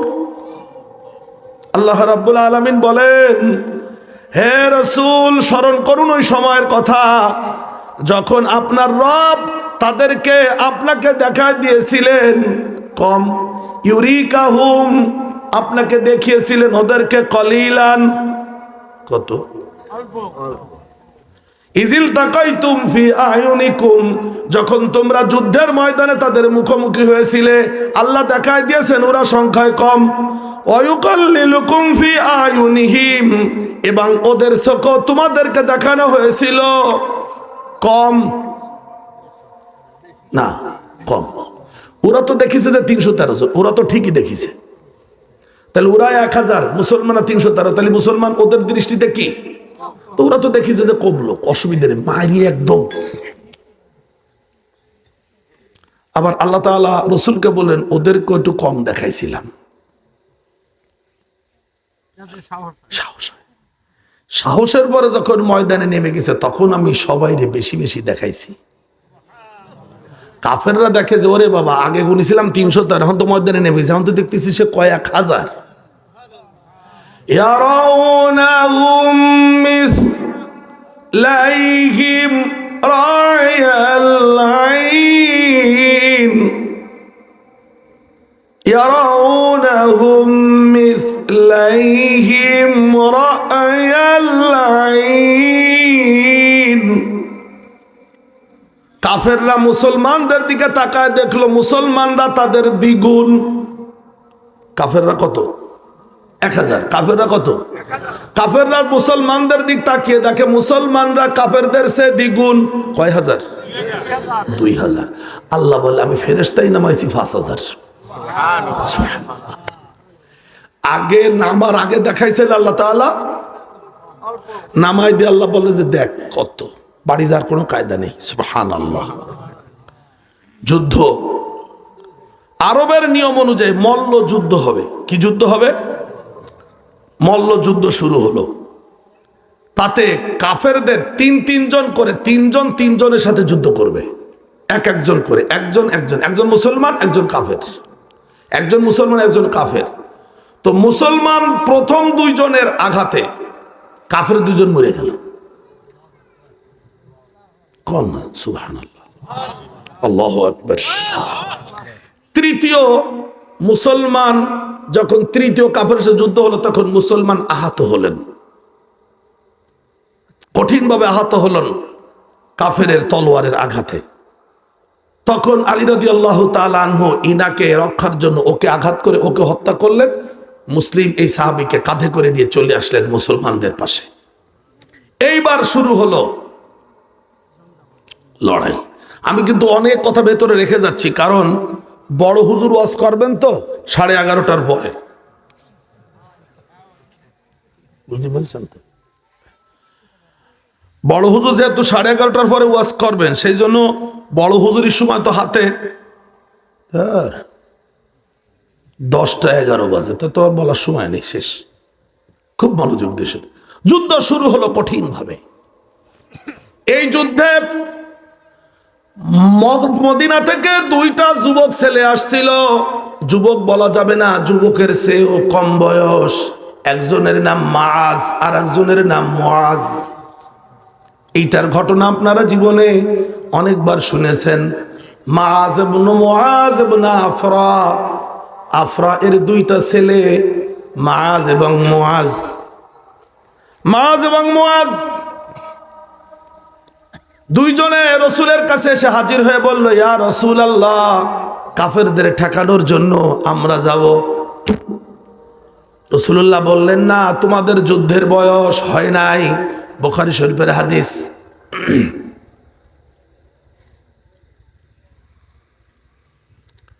একজনে বলল যে ইয়া রাসূলুল্লাহ, যুদ্ধের বয়স হয়ে ঠিক আছে, আমি তো লম্বা হয়ে গেছি, বেশ লম্বা। তো রসুল তাকায় টাকা থেকে বললেন যে তা একটু লম্বা, একটু গায়ে মোটামুটি গোস্ত টোস্ত আছে আর কি, যদিও বয়স হয় নাই, কিন্তু একসের কেলা গাছের ধান বোঝেন, কেলকেলে বেরিয়ে গেছে। হ্যাঁ, রসুল বললেন তা তোমারে লওয়া যাইবে, তুমি ছোড়ো, তোমার লওয়া যাইবে না, যাও তুমি যাও।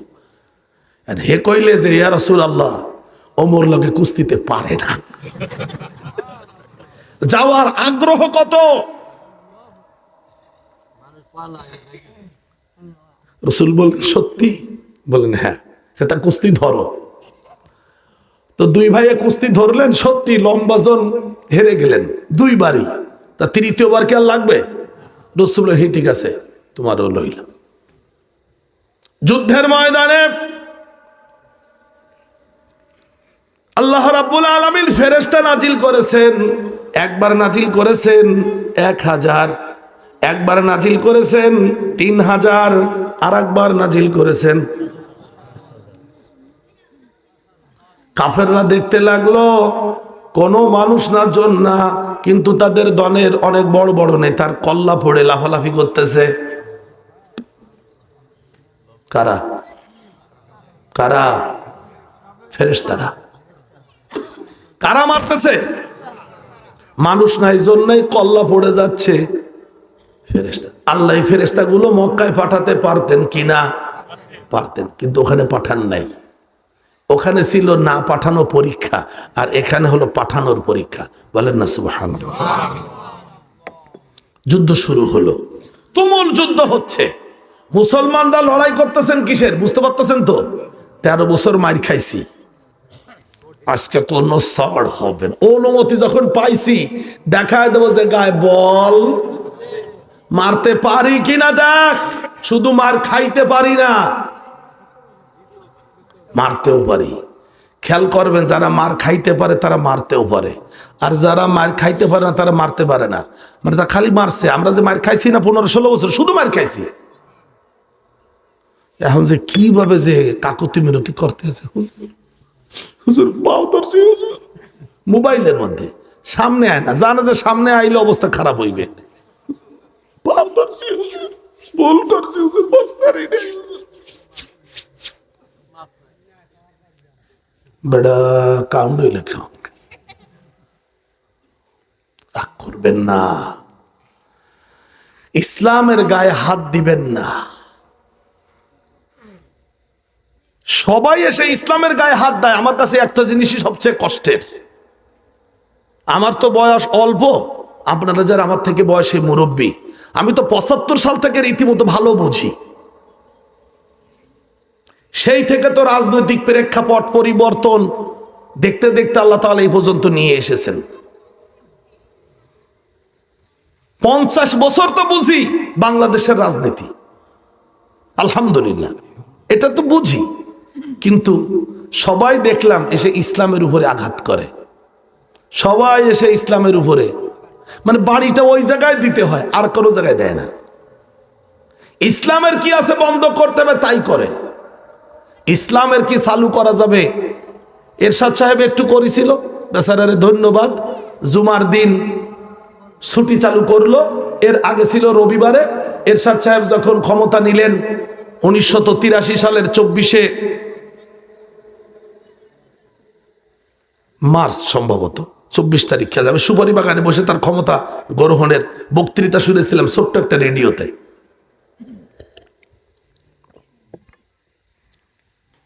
সেই বেচারা ক্ষমতা নেওয়ার পরে বলল যে শুক্র শনি 2 দিন বন্ধ, রবিবারে বন্ধ বাদ। এরপরে শুক্র শনি 2 দিন চলার কিছুদিন পরে বললো শনিবারে বন্ধ বাদ, শুধু শুক্রবার। যাক, সে বেচারা কিছু ভালো কাজ করেছে। আল্লাহ তার এর জন্য যাজা দান করুক, তার কবরে, তার রুহের উপরে, আমিন। আবু জাহালেরা ইসলামকে বিদায় করে দিবে। এইবার বুখারী শরীফের হাদিস, আব্দুর রহমান ইবনে আউফ রাদিয়াল্লাহু তাআলা আনহু, রাসূলের সাহাবীদের মধ্য থেকে একজন ধনী, উঁচু লম্বা একজন সিংহ পুরুষ। তিনি বলতেছেন যে বদরের যুদ্ধে আমি যুদ্ধ করতেছি, আমার হাতে তলোয়ার, তলোয়ারের আঘাত চলতেছে পাল্টা পাল্টি। হঠাৎ করে দেখলাম আমার দুই পাশে ছোট 2টা বাচ্চা, ওই যে সেই মাজ আর মুআজ। তা আমি দেখে ভয় লাগলো। দুই পাশে যদি 2জন পুরুষ মানুষ থাকতো তাহলে যুদ্ধটা মজা করে করা যাইতো। ছোট গেদু, গেদু না, গেদু দেখে একটু আমার মনের মধ্যে কেমন লাগলো। ছোট 2টা মানুষ আমার পাশে আসলো। তবে আমি জানি রাসূল তাদেরকে নিয়েছেন, সেই সময় আমি ছিলাম। ইতোমধ্যে একটা ছেলে, ওই লম্বাটা, বলছে, ইয়া আম্মি আরিনা আবা জাহালিন, চাচা আবু জাহালটা একটু দেখা দেন তো, আমরা তো চিনি না। কেন? শুনছি রাসূলকে নাকি মক্কায় মেলা কষ্ট দিয়েছে, ওরে আমরা হত্যা করব 2 ভাই। তাকায় দেই যে সেই 2 গেদু সিবিয়ান। ইয়া আম্মি আরিনা আবা জাহাল, ও চাচা আবু জাহালকে দেখায় দিন। আব্দুর রহমান ইবনে আউফ রাদিয়াল্লাহু তাআলা আনহু বলেন, আমি তখন চোখ ঘুরে খুঁজতেছি যে আবু জাহাল কই, দেখা যায় কিনা। আবু জাহাল তো নেতা, সে তো আর মাটিতে দাঁড়ায় যুদ্ধ করবে, সে তো ঘোড়ার পিঠে বসে যুদ্ধ করবে। ইতোমধ্যে আমার চোখে পড়ে গেল, আমি বললাম যে জালিকা আবাজ আবু জাহাল, ওই যে আবু জাহাল, ওই যে ঘোড়ার পিঠে। বলা মাত্রই দুইটা বাচ্চা আমার পাশ দিয়ে বাস পাখির মতো উড়ে চলে গেল। মানে এত দ্রুত গেছে যে আমার মনে হলো যে প্রশিক্ষণ প্রাপ্ত বাস পাখি যেভাবে উড়ে যায়, এভাবে উড়ে গিয়েই দুই ভাই আবু জাহালের দুই পায়ে তলোয়ার দিয়ে কোন দিকে দৃষ্টি নেই আবু জাহালের পায়ে আঘাত করতে লাগলো। পায়ে আঘাতের এক পর্যায়ে আবু জাহাল ঘোড়া থেকে পড়ে গেল। আমি হতবাক হয়ে গেলাম, এই ছোট দুই বাচ্চা কি ইমানি তেজ। কষ্ট হয়নি তো বুঝতে? বদরের যুদ্ধ কেবল শুরু হয়েছে, শেষ হয়নি এখনো। বদরের যুদ্ধে মুসলমানদের 14 জন শহীদ হলেন, আর কাফেরদের পক্ষে 70 জন মারা গেল। কতজন? ব্যাস, চলুন আমরা এবার কোরআনের একটা আয়াত দেখে আসব। আয়াতটা হলো সূরাত বনী ইসরাঈল 22 নম্বর, 17 নম্বর সূরা, আয়াত 76। কত নম্বর? কোন সূরা? وَإِن كَادُوا لَيَسْتَفِزُّونَكَ مِنَ الْأَرْضِ لِيُخْرِجُوكَ مِنْهَا وَإِذًا لَّا يَلْبَثُونَ خِلَافَكَ إِلَّا قَلِيلًا।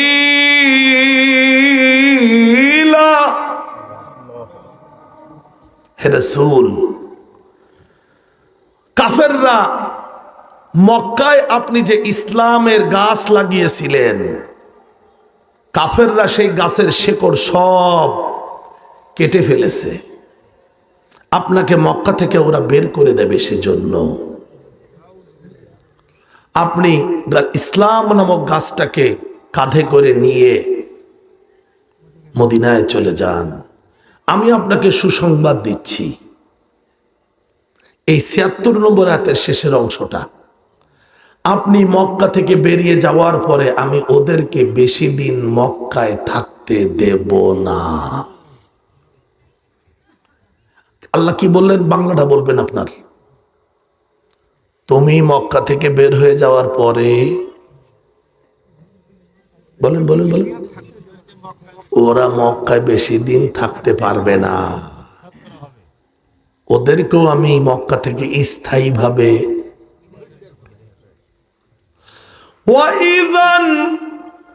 ইজান, তাহলে তুমি যদি বের হয়ে যাও তাহলে লা ইয়ালবাসুনা, জমা মুজাক্কার গায়েব, লা ইয়ালবাসুনা নাফি ফেলে মুজারে মারুফ, আরবি গ্রামার পড়াচ্ছি আপনাদের। ওরা থাকতে পারবে না, অবস্থান করতে পারবে না। খিলাফাকা, তোমার পেছনে তুমি চলে গেলে ওরা মক্কার লোকেরা থাকবে পেছনে। ইল্লা কালিলা, তবে অল্প কিছুদিন মক্কায় থাকতে পারবে, এর মধ্যেই আমি ওদেরকে মক্কা থেকে স্থায়ীভাবে। বলেন বলেন বলেন। রাসূলুল্লাহ মক্কা থেকে বের হওয়ার কত বছর পরে ওরা বের হলো? 1 বছর। পড়া না বললি তো হবে না, আমি তো মাস্টারি করি, বুঝেন না? আপনাদের পড়া শিখিয়ে দিছি, এখন বলবেন তাহলে পরের পড়া বের হবে, না হলে ক্লাসে আজকে ছুটি। কি ক্লাস ছুটি না? ছাত্র যদি পড়া না বলে তাহলে বুঝতে হবে যে বেরেনে ঢুকতেছে না। রসুলকে আল্লাহ বললেন কি, ও নবী তুমি ইসলামের গাছটা কাঁধে করে নিয়ে চলে যাও, যেহেতু ওরা শিকড় কেটে দিয়েছে, তোমার জোরাজুরি করে আর লাগানো দরকার। তবে তোমার জন্য সুসংবাদ, তুমি মক্কা থেকে বের হয়ে গেলে হেতারা নেতারা, হেতারা নেতারা আর যেগুন খেতারা মক্কায় থাকতে পারবে না। ওগুলাও আমি আকসের আল্লাহ কি বাইর করতে পারছে? হ্যাঁ, কতদিন পর? 1 বছর 1 মাস। হেরা কি বাইরেছে? বাইরেছে। কোথায় গেছে? মদিনায় গেছে হেরা। আল্লাহ মক্কাতে বাইর করে লিয়ে গেছে। ওইখানে এখনো হেরা ঘুমায়। কি কয়েন? বদরের সেই একটা গর্তের মধ্যে হালাইতেছে না ওগুলানে? কতজন? ওরা বাইর করছিল কয়জন রে? নবীরে।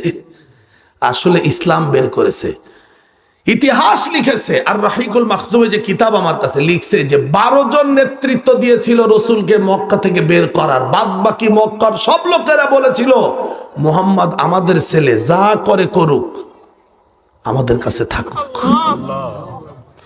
12 জনের মোটে না।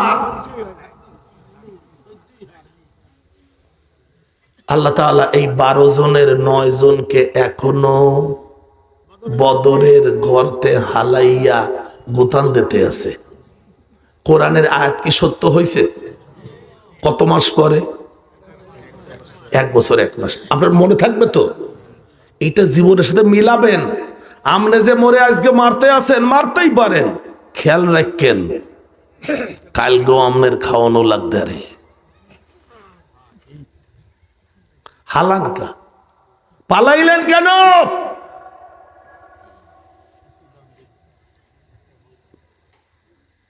কোথায় আপনাদের সেই সব বাহিনী? পালালেন কেন?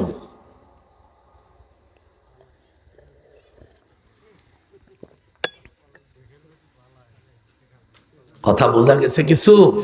আমরা তো কোরআন পড়া লোক, আমরা কোনো আজে বাজে বেদ বেদান্ত পড়ি না, গাঁজাখুরি গল্প পড়ি না। কোরআনে যা লেখা আছে তাই দেখা দিচ্ছি আপনাদের।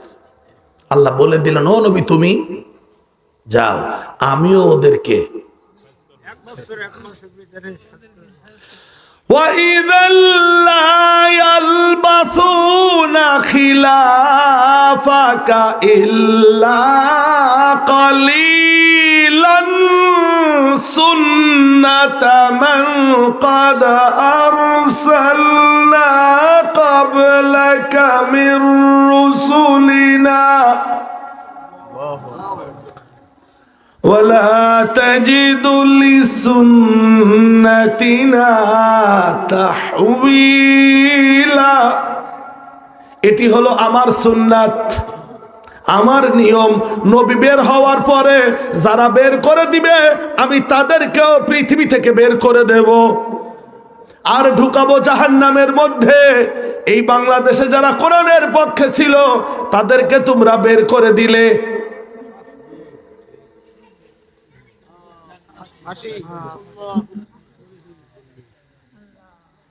আল্লাহ বলেন, আমার সুন্নাত, আমার ইসলামের গায়ে যারা হাত দেবে, আমি তাদেরকেও দুনিয়া থেকে বিদায় করে দেব। কষ্ট হয়নি তো? বদর অনেক কথা, কোরআনের আয়াত যা আছে তা বলতে একটু সময় লাগবে, কয়েকদিন। যুদ্ধের মোটামুটি খানিকটা সমাপ্তি। প্রথম ধাক্কায় কাফেররা পড়ে গেছে, কারণ আল্লাহ তাআলা আসমান থেকে ফেরেশতা নাজিল করেছেন। কি নাজিল করেছেন? ফেরেশতা। সুবহানাল্লাহ। এত ফেরেশতা যদি আসে তাহলে আবু জাহাল থাকে না। আল্লাহ তাআলা সে কথাগুলো বলেছেন।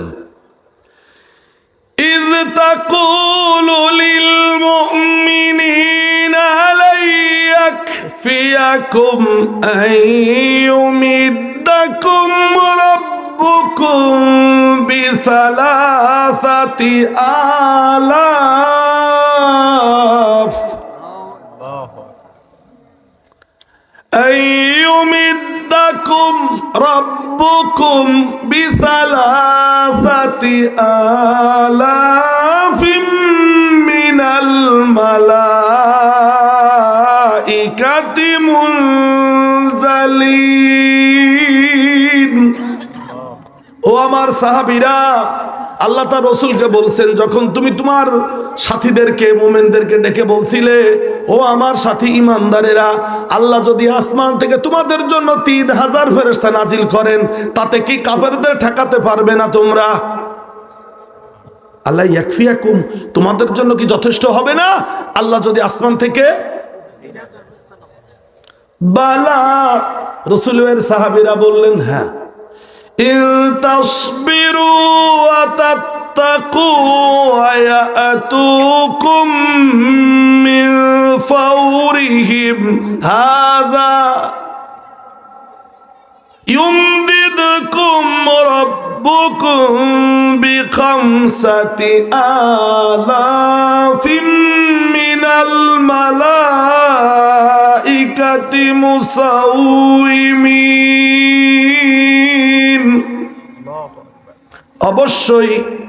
অবশ্যই যদি তোমরা তাকে অবলম্বন করো, যুদ্ধের ময়দানে আল্লাহকে ভয় করো, যদি তোমরা ধৈর্য ধারণ করো, তাহলে অচিরেই দ্রুত তোমাদের কাছে আল্লাহর পক্ষ থেকে 5000 সৈন্য আসবে, ফেরেশতা।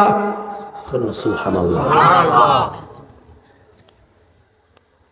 আমরা গত 5ই আগস্টেও দেখেছি নিরস্ত্র মানুষদেরকে আল্লাহ তাআলা বিজয় দান করেছেন। নিরস্ত্র ছাত্র জনতা কি নিয়ে নেমেছে তারা?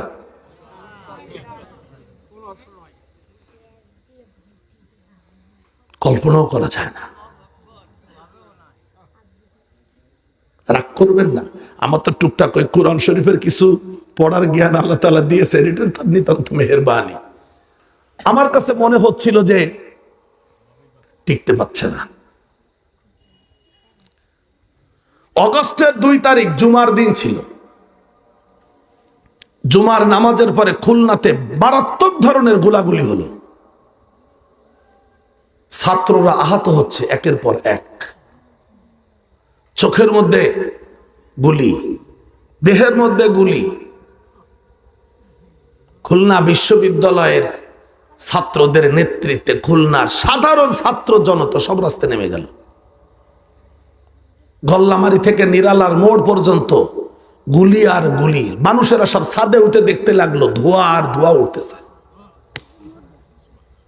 যে সকল ছাত্ররা আহত হয়েছে তাদেরকে তাদের ছাত্র ভাইয়েরা, অভিভাবকেরা, পথচারীরা নিয়ে কোনো হাসপাতালে নিতে পারতেছে না। হাসপাতালগুলো পুলিশ দিয়ে আটকায় দেওয়া। এই করুণ দৃশ্য তো আপনারা গ্রামে বসে দেখেননি। নাজারতু বিআইনাইয়া, I have seen by own eyes. কি করুণ পরিণতি, কি করুণ অবস্থা ছাত্রদের। আমার এক স্নেহাস্পদ ছাত্র, তার চোখের মধ্যে এখনো বুলেট। আমার কাছে বলতেছে, হুজুর এই অবস্থা, কোনো জায়গায় কিছু করতে পারছে না, কি করব। অনেক দূর সেখানে এক ডাক্তারের সাথে কথা বললাম, বলল পাঠায় দেন, দেখি কি করা যায়। ডাক্তার দেখে বলল কিছু করা আমার পক্ষে সম্ভব না। চোখের ভেতরে বুলেট। এই বাচ্চাটা সিঙ্গাপুর পর্যন্ত গিয়েছে নিজস্ব খরচে, সহযোগিতাও করেছে আপনারা সাধারণ মানুষেরা। সেখানকারও ডাক্তাররা বলেছে তোমাকে অপারেশন করা যাবে না। চিন্তা করা যায়? ছাত্রদের হাতে কিছু না, ছাত্রদের শুধু বক্তব্য হলো যে তোমরা রাস্তা ছেড়ে দাও, আমরা রাস্তা আটকাবো। আর পুলিশের কথা হলো রাস্তা আটকাতে দেওয়া যাবে না, গুলি করে রাস্তা ফাঁকা করবে। আচ্ছা, সাধারণ মানুষ যদি একবার রাস্তায় নেমে যায়, বুঝেন নাই? আল্লাহ তাআলা আসমান থেকে সাহায্য নাজিল করেছেন। পরের দিন শনিবার একজন ছাত্রের বাবা, আমার ছাত্রের বাবা, তিনি পুলিশের অফিসার, আমার কল দিয়ে বলতেছেন, হুজুর ছেলেটারে কি মাদ্রাসায় পাঠাবো, একটু পরে ফিরাইবেন, মাদ্রাসা তো বন্ধ। তাই আমি বলতেছি কি পাঠাবেন, আপনি কোথায়? কয় আমি বাসায়। ডিউটিতে বেরোননি? কয় না। কেন? কয় আমাদের নির্দেশ দিয়েছে কোনো পুলিশকে রাস্তায় বেরোতে নিষেধ করেছে। কেন? কয় না, কালকে যে গন্ডগোল হয়েছে তাতে পুলিশের রাস্তায় ফাইলে জনগণ।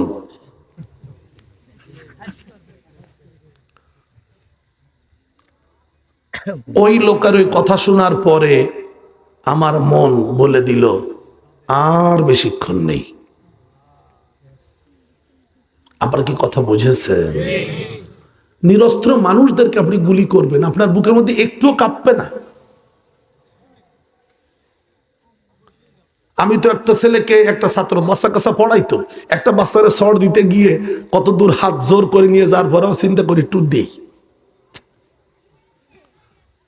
মানুষ তো, তাদের সাথে আপনার কোনো সম্পর্ক নেই, আপনি গুলি করে যাচ্ছেন কেন? এ জমিন তো আল্লাহর। রসুল তো মক্কায় ইসলামের দাওয়াত দিয়েছিলেন, তোমাদের তো কোনো ক্ষতি করেন নাই।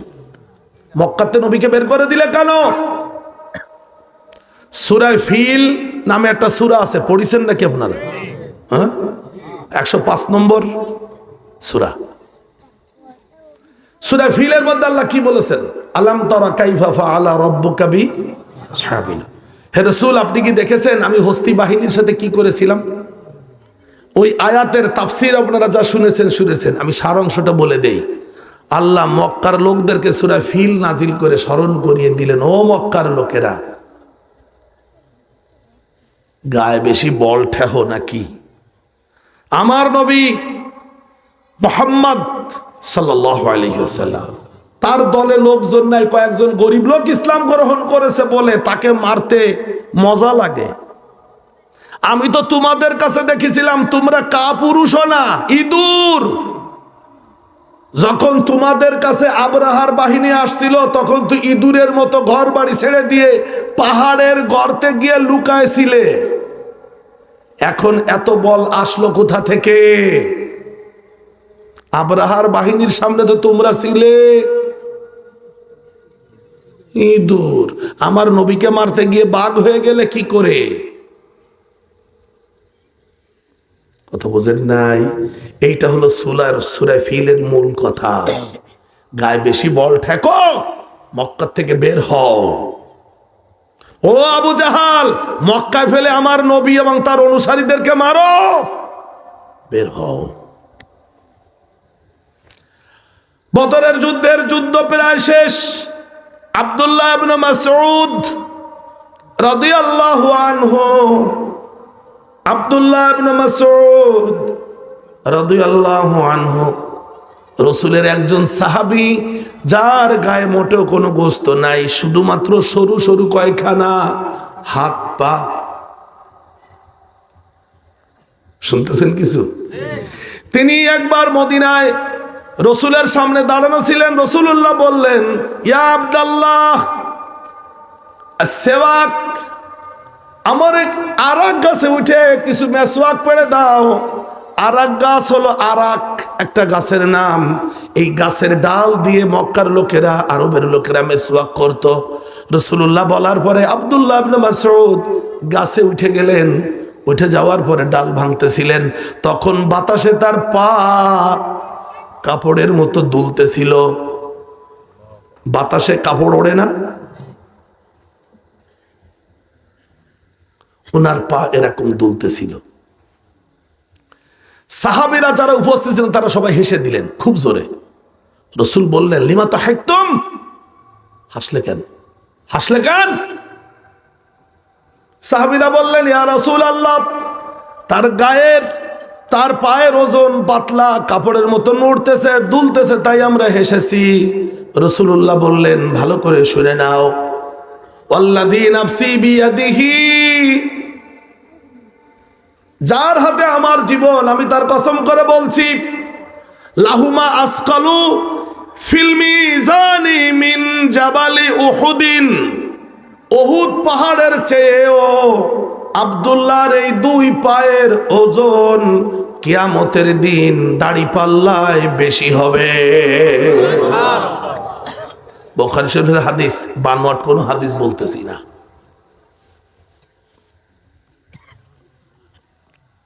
আব্দুল্লাহর পা পাতলা দেখেছো, হালকা দেখেছো, কিন্তু তার ওজন কিয়ামতের দিন হবে উহুদ পাহাড়ের চেয়েও বেশি ভারী। জোরে বলুন সুবহানাল্লাহ।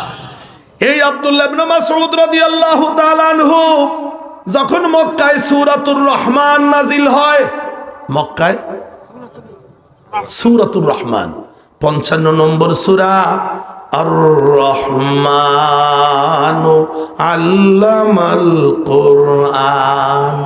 এই সূরা নাজিল হলে রাসূলুল্লাহ সাল্লাল্লাহু আলাইহি ওয়াসাল্লাম তার সাহাবায়ে কেরামদের মধ্যে ডেকে বললেন, মাইয়া করাউ হাদিহি সূরাতা আলা নাফারি কুরাইশ। কাবাঘরের সামনে আবু জাহলের নেতৃত্বে অনেক কুরাইশ নেতারা বসা ছিল। রসুল বললেন, তোমাদের মধ্যে কে আছে ওখানে গিয়ে সূরা রহমান তা তেলাওয়াত করে শোনায় আসতে পারবে? আব্দুল্লাহ বিন মাসউদ উঠে দাঁড়া বললেন যে আনা ইয়া রাসূলুল্লাহ। রসুল বললেন, তুমি বসো, তোমার গায়ে গোস্ত নাই, তুমি একটু বসো। হ্যাঁ, কে পারে তোমাদের মধ্যে? উনি লাভ আবার ঠেলে উঠছে, রসুল আমি পারি। মুখস্থ থাকারও তো একটা ব্যাপার আছে। রসুল বলে, আরে তোমার বলছি বসো, তুমি বসো। হ্যাঁ, কে আছে তোমাদের মধ্যে সূরা রহমান গই কাফের কুরাইশদের কাছে শোনাবে? আব্দুল্লাহ উঠে, কে রাসূল? আমি। কয়বার হইল? আর কেউ নড়ে না। তখন রসুল বললেন, ঠিক আছে, তা যাও।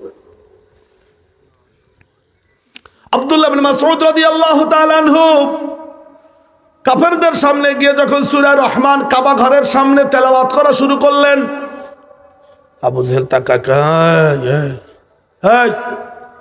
থাম। উনি থামে না, উনি পড়েই যাচ্ছে। আবু জেহেল এসে কি মোহাম্মদ পাঠাইছে না? এই মোহাম্মদে কোরআন শোনায়, তারপরে আমাকে দলে নেওয়ার জন্যই তারপরে আইছে। কারণ ওর তো কোরআন শোনা অভ্যাস আছে আগের তে। ওই যে রাতের বেলায় পলায় শুনেছেন না আপনারা? মোহাম্মদ পাঠাইছে কৌশলে, তাই না? হাই বন্ধ কর। উনি থামে না। শুনতেছেন কিছু? এইবার আবু জেহেল এসে তার দুই কানের উপরে দুই জোরে চড় দিল। ফাদুমিয়াত উজনাইহি, তার দুই কান বেয়ে রক্ত পড়তে লাগলো। উনি তো আসলে অত বল শক্তিওয়ালা মানুষ না, চড় সহ্য করার মতো দেহ না। তিনি চড় দুটো খেয়ে ফিরে আসলেন রসুলের কাছে। রসুল্লাহ দেখে বললেন, আব্দুল্লাহ, আবু জাহাল মারছে। তিনি বললেন, জি ইয়া রাসূলুল্লাহ। তো রাসূলুল্লাহ সাল্লাল্লাহু আলাইহি ওয়াসাল্লাম তার মুখের থুতু দুই কানে লাগায় দিলেন, রক্ত। এইবার আব্দুল্লাহ বিন মাসউদ রাদিয়াল্লাহু তাআলা আনহু বলতেছেন, আমি আগে একটু কানে কম শুনতাম, এরপর থেকে আমার কান দিয়ে আমি সব থেকে ভালো শুনতে শুরু করলাম। সুবহানাল্লাহ। খুব মনোযোগ দিয়ে খেয়াল করবেন। উহুদ বদরের প্রান্তর আব্দুল্লাহ বিন মাসউদ রাদিয়াল্লাহু তাআলা আনহু তিনি চিন্তা করলেন, আবু জাহালরা তো দেখেছি যুদ্ধে, ঘোড়ার পিঠি উপরে। যুদ্ধে তো কাফেররা বহু কাফের পড়ে গেছে, মরে গেছে। আবু জাহাল কই? শালা আমারে। কথা বুঝতেছেন তো? উনি এবার খুঁজতেছেন। খুঁজতে খুঁজতে গিয়ে উনি দেখেন যে একটা খেজুর গাছ আর একটা বড় পাথর, এর মাঝখানে আবু জেহেল পড়ে। ওই যে দুই ভাই, তারা তো ছোট মানুষ, তারা তো ঠ্যাঙ্গে কুপাইছে, দুই ঠ্যাঙ্গে দুই বাতি কুপালিও পড়ে গেছে। তার তো স্বাস্থ্য শরীর, ওই দুই ছোট মানুষের পেলায় দিয়ে মোটামুটি তারা সরে গেছে। আর আবু জাহেল ওখান থেকে আর উঠতে পারছে, রক্তক্ষরণ হচ্ছে, আর ওই জায়গায় বেহুশের মতো পড়ে আর কি গংড়াচ্ছে, এরকম করতেছে। হাদিসে আসছে এরকম করে নাক ডাকতেছে। আব্দুল্লাহ বিন মাসউদ রাদিয়াল্লাহু তাআলা ওর ওই নাক ডাকা শুনে ভয়তেছি, আবার যদি উঠে আমার দেয় তা কিনা আবার মারে। কথা বুঝতে পারছেন তো? তো তখন তিনি চিন্তা করতেছেন যে শালা নাক ডাকতেছে, ঠিক আছে কিনা দেখেনি। তো উনি আবার ওনার হাতে একটা তলোয়ার ছিল, তলোয়ার দিয়ে একটা দড়িতে দাঁড়ায় একটু মানে ধরতি না পারে, যদি উঠে বসে তা দৌড়। এই জন্য দড়ি দ্বারা একটু খুসা দিলেন। খুসা দিলে দেখলেন যে না, নড়িনি, নড়ে নাই। তখন তিনি চিন্তা করলেন, তাহলে আমি ওর বুকের উপরে উঠে ওর একটা কিছু করব। উনি আবার আবু জাহালের বুকের উপরে উঠে গেলেন। বুকের উপর উঠে যে বসে তলোয়ার অ্যাটেম নিছে আর কি ঢুকাবে, এর মধ্যে আবু জাহেল টের পেয়ে গেছে, নড়ে উঠছে। নড়ে উঠে তাকায় দেখে যে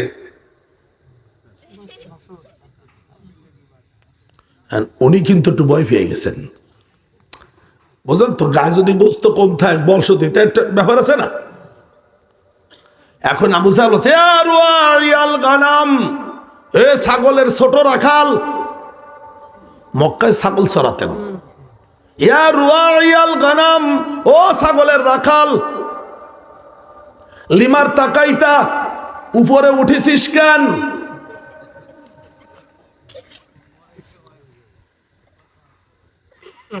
এইবার ছাগলের রাখালের একটু মানে বুঝতেছে যে কথার মধ্যে রুক্ষতা থাকলেও মারতে পারবে সেটা বোঝা যাচ্ছে না, সেজন্য উনি উত্তরে বলে ফেললেন আল ইসলাম ইউলি লা ইউলা আলাইহি, ইসলাম সবসময় উপরে থাকে, ইসলামের উপরে কেউ উঠতে পারে না। আমি ইসলাম আর তুই হলে কুফরি, তাই আমি উপরে উঠেছি। ইতিহাস লিখছে ইয়া রুয়াইয়াল গানাম লিমার তাকাইতা, এ ছাগলের ছোট রাখাল উপরে উঠছিস কেন? আব্দুল্লাহ ইবনে মাসউদ রাদিয়াল্লাহু তাআলা আনহু উত্তরে বললেন আসলি আল ইসলাম ইউলি লা ইউলা আলাইহি, ইসলাম সব সময় উপরে থাকে, ইসলামের উপরে কেউ উঠতে পারে না। আমি ইসলাম, তুই হলি কাফের, সেই জন্য আমি উপরে উঠেছি। কষ্ট হচ্ছে না? আমি কিন্তু বদরের যুদ্ধের বাইরেই পড়াচ্ছি আপনাদের, নাকি বদরের প্রান্তরে ফেলানো? আমি বেরোয় গেছি কি কন? আরে না, এখনো কিন্তু কেবল চলতেছে। কিন্তু ঘটনা হয়েছে বড় হুজুরি রোজ করার সময় কি বিপদ, সর্বনাশ। সভাপতি সাহেব হুজুর তাড়াতাড়ি আসেন, 10 মিনিটের জায়গায় 5 মিনিট বেশি হয়ে গেছে। উনি বলেছে যে 10:40, 10:45 বাজে। আমি কি বড় হুজুরের সুযোগ করে দেব নাকি আর 2-1 মিনিট বলবো? এটা কিন্তু শেষ হয়নি এখনো।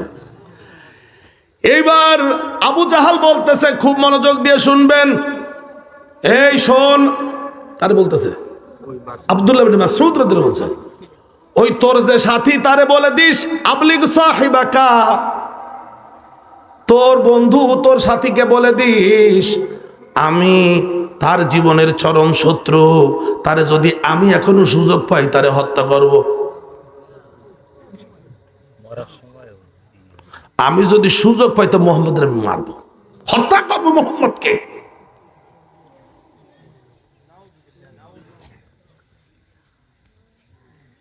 কষ্ট হয়নি তো?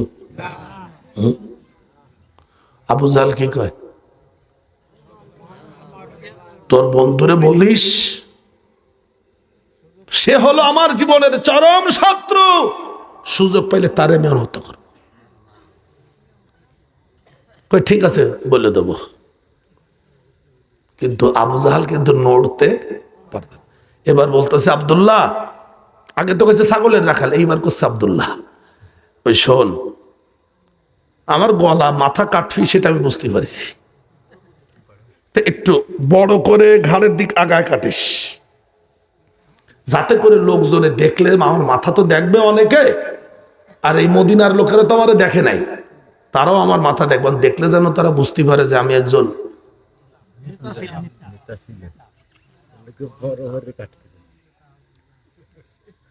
তিনি তার গলাটা কেটে ফেললেন। খুব মনোযোগ, এখানে হলো মজার ব্যাপার। এখানে মাথা কাটার পরে আব্দুল্লাহর গায়ে তো অনেক গোস্ত না, তিনি এইবার দেখলেন মাথাটা উঁচু করে রসুলের কাছে নিয়ে যাওয়ার মতো বল শক্তি তার গায়ে নাই। মাথা তখন নিয়ে লাগে, তার হাতের তলোয়ার দিয়ে ফাসাক্কা উজনাহু, তার কান ছিদ্র করেছেন, কানের থেকে ঢুকায় দিয়েছে, ছিদ্র করেছে। এরপরে খেজুর গাছের ডগা কেটে এইখান থেকে ঢুকায় দিয়ে গিট দিয়ে এইবার টানতে টানতে রসুলের সামনে নিয়ে গেছে। কার মাথা উঁচু করে নীতি কি করছে? ভালো করে শুনবেন, তাফসীর শেষ হয়নি, ইতিহাস পড়াচ্ছি বদরের যুদ্ধের। রসুলের কাছে যাওয়ার পরে রসুলুল্লাহ দেখে চিনতে পেরেছেন আবু জাহালের মাথা। ফাদাহিকা মুতাবাসসিমান, রসুলুল্লাহ মুস্কি মুস্কি হেসে দিয়ে বললেন, ইয়া আব্দুল্লাহ, আল উযুনু বিল উযুন ওয়ার রাসু নাফল, তোমার সেই কানের পরিবর্তে তুমি কান ধরে দুইটা কান নিয়ে এসেছো।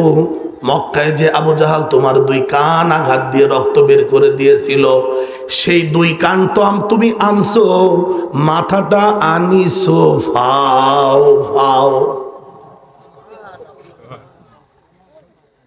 মাথাটা অতিরিক্ত, কানের পরিবর্তে কান এনেছো, আর মাথাটা এনেছো অতিরিক্ত। আব্দুল্লাহ ইবনে মাসউদ রাদিয়াল্লাহু তাআলা বলেন, ইয়া রাসূলুল্লাহ, এই আবু জাহালের সাথে আমার যে কথা হয়েছে, সে বলছে মুহাম্মদ রে বলো, আপনার কথা বলেছে, তোমার সাথীকে বলো যে সে আমার জীবনের চরম শত্রু। বুঝতে পেরেছেন তো? এখনো বোঝেননি? এবার এই সংবাদ শোনার পরে রাসূলুল্লাহ বললেন, আলেমরা কান পেতে শুনুন, পারলে লিখে নিয়ে যান।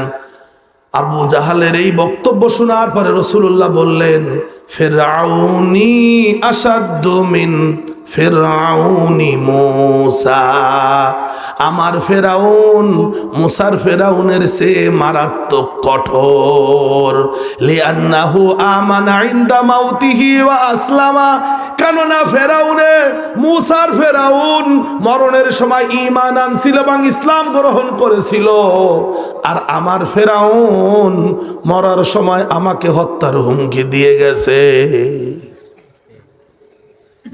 ফিরআউনি আসাদ্দু মিন ফিরআউনি মূসা,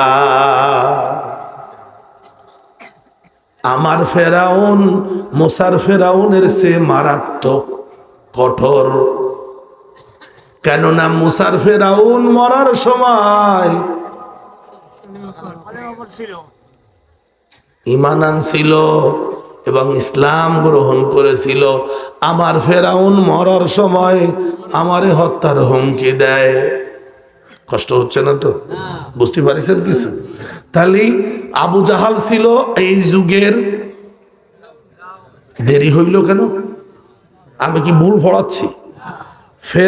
মানে আবু জাহাল হলো এই নবীর ফেরাউন, তার মানে এই উম্মতের জন্য আবু জাহাল ছিল ফেরাউন। বুঝতে কষ্ট হয়নি তো? এইবার একটা মজার তথ্য আপনাদের দেব। আচ্ছা, আল্লাহ তাআলা মাথা কাটার জন্য আবু জাহালের মাথা কাটার জন্য আব্দুল্লাহ ইবনে মাসউদের মতো একজন দুর্বল লোক পাঠালেন কেন? পাঠাবে তো আলীর মতো লোক। আলীর মতো লোক যদি যায় তাহলে কোরআনের আয়াত মিথ্যা হয়।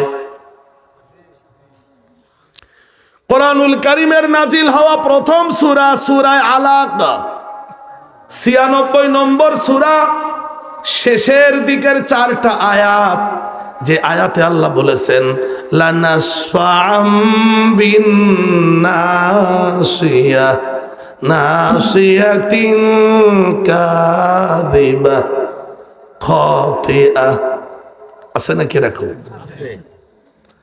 সানাসিমুহু আলাল খুরতুম, সূরাতুল কলাম 29 পারার দ্বিতীয় সূরা, 68 নম্বর সূরা। সেই সূরার মধ্যে আল্লাহ বলেছেন, আমি আবু জাহালের নাকের মধ্যে, সুরের মধ্যে আমি দাগ দিয়ে দেব। সানাসিমুহু, আমি দাগ দেব, আলাল খুরতুম, তার নাকের বাঁশির মধ্যে। আবার সূরা আলাকের মধ্যে বললেন, আমি তার চুল ধরে টেনে নিয়ে আসবো আমার কাছে। কি করব? লানাসফা'আম বিন নাসিয়া, অবশ্যই অবশ্যই আমি তার সামনের চুল ধরে টেনে আনবো। এইখান থেকে মজা করে খেয়াল করবেন কোরআনের আয়াত কত বাস্তব। আব্দুল্লাহ ইবনে মাসউদ রাদিয়াল্লাহু তাআলা আনহু দূরে দাঁড়িয়ে ওর নাকের মধ্যে গুতা মারলেন। মনে আছে আপনাদের? বলেছে তো কি? হুশ টুস আছে কিনা দেখে নিন। চেক করতে গিয়ে কি করলেন? উনারে তলোয়ার দিয়ে। এই কথা তো আল্লাহ কোরআনে আরো 14 বছর আগে নাজিল করে দিয়েছেন। সানাসিমুহু আলাল, হাফেজ নাই একজন, খুরতুম, ওর নাকের মধ্যে আমি দাগ দিয়ে দেব। আল্লাহ দুনিয়ায় দেখায় দিলেন আমি আব্দুল্লাহ ইবনে মাসউদের মতো একজন দুর্বল শক্তির সাহাবীকে দিয়ে আবু জাহালের মতো শক্তিধরের নাকের মধ্যে। তাহলে কোরআনের আয়াত কি ঠিক আছে কিনা? এইবার হলো লানাসফাম বিন নাসিয়া, আমার মাথায় তো সামনে চুল নাই, এই সামনের নাসিয়া মানে হলো এই 4 আঙ্গুল কপালের এখান থেকে ঢুকলে যেটুকুন ঢোকে এইটাকে বলা হয় নাসিয়া। এই চুল ধরে আমি তারে কিয়ামতের দিন টেনে আনবো বিচারের জন্য। আল্লাহ দুনিয়ায় দেখায় দিলেন আব্দুল্লাহ ইবনে মাসউদ তার চুল ধরেন নাই, কানের মধ্যে ছিদ্র করে খেজুরের ডগার মধ্যে ভরে টানতে টানতে, আল্লাহ তো তাই বলেছেন আমি ওরে টেনে নিয়ে আসব। কি বোঝেন কি টানার কথা কি কোরআনে ছিল আগের তে? কত বছর আগে নাজিল হয়েছে টানার কথা? 14 বছর আগে না, মানে যেদিন টানা হচ্ছে তার 14 বছর আগে সূরা আলাক নাজিল হলো প্রথম। সেই সূরার মধ্যে আল্লাহ বলে দিলেন আবু জাহাল বিরোধিতা করতেছে, ওরে আমি কি নেতাজি কেমন ঠেহেন, ওরে নেতা কি পরিমাণ নেতা, কোরআনে লেখা আছে। কষ্ট হলো না? শেষ করে দিচ্ছি, বড় হুজুর ওয়াজ করবে এখন। তাফসীরে এসেছে আল্লাহ তাআলা আব্দুল্লাহ ইবনে মাসউদ রাদিয়াল্লাহু তাআলা আনহুকে দিয়ে আবু জাহালের মাথা টানালেন কেন? 3 কারণ। কয় কারণ?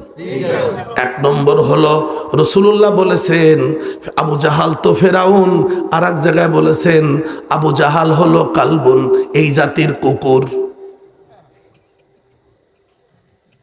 এই জাতির কুকুর।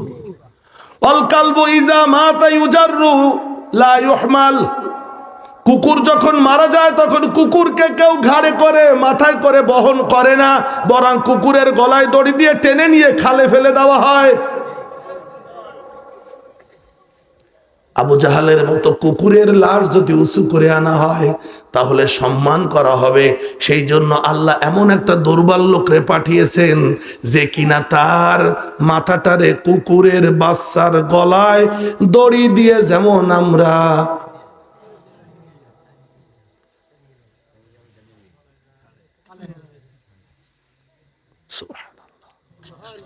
আল্লাহ তুমি যে এত সত্য। 2 কয় কারণ বলেছিলাম? 2 হলো নাসিয়াতিন লানাসফাম বিন নাসিয়া, আল্লাহ বলেছেন আমি অবশ্যই ওরে ধরে টেনে টেনে আনবো। আল্লাহ মরণের পরে আব্দুল্লাহ ইবনে মাসউদের মাধ্যমে খেজুরের ডগা দিয়ে টেনে টেনে কোরআনের আয়াতের বাস্তবায়ন করেছেন। 3 নম্বর হলো আবু জাহাল একজন সাহাবীর কান ফাটায় দিয়েছে আঘাত করে, আল্লাহ তার হাত দিয়েই তার কান ছিদ্র করায় দিয়ে প্রমাণ করেছেন আমি আল্লাহ সাথে সাথে দুনিয়ায় প্রতিশোধের ব্যবস্থা করে দে। বেলাল রাদিয়াল্লাহু তাআলা আনহু, যাকে মক্কায় সবচেয়ে বেশি কষ্ট দিয়েছিল আবু জাহালের নেতৃত্বে উমাইয়া ইবনে খালফ এবং তার বন্ধুরা, বদরের যুদ্ধ শেষ, বেলাল রাদিয়াল্লাহু তাআলা আনহু খেয়াল করেছেন যে উমাইয়া যুদ্ধে এসেছে, কিন্তু যুদ্ধে জয় হবে না পরাজয় হবে এখনো নির্ধারণ হয় নাই, তাই তিনি একটু দূরে দূরে ছিলেন। যখন কাফেররা পরাজিত হলো, বেলাল রাদিয়াল্লাহু তাআলা আনহু একটা তলোয়ার হাতে করে নিয়ে উমাইয়ারে খুঁজতেছেন। উমাইয়া গেল কই? উমাইয়া কেডা? ওই যে মক্কায় যার বাড়িতে তিনি গোলাম ছিলেন, যে বাচ্চাদের হাতে দড়ি দিয়ে টানতে বলতো এবং সেই মরুভূমিতে উত্তপ্ত বালুর উপরে চিৎ করে শুইয়ে দিয়ে বুকের উপরে পাথর চাপা দিত, সেই উমাইয়ারে খুঁজতেছেন বদরের ময়দানে। বদরের ময়দানে হাজির বেলাল রাদিয়াল্লাহু তাআলা, চোখে পড়ে গেছে উমাইয়া। উমাইয়া তো নেতা মানুষ, খাইয়ে টাইয়ে মোটা হয়েছে, ইয়া ভুড়ি, বুখারী শরীফে আসছে। বেলাল রাদিয়াল্লাহু তাআলা আনহুকে দেখে উমাইয়া দৌড় মারছে পালানোর জন্য। বেলাল রাদিয়াল্লাহু তাআলা আনহু তলোয়ার উঁচু করে চিৎকার করতেছেন, মা নাজাউতু ইন নাজা উমাইয়া। বুখারী শরীফের হাদিস।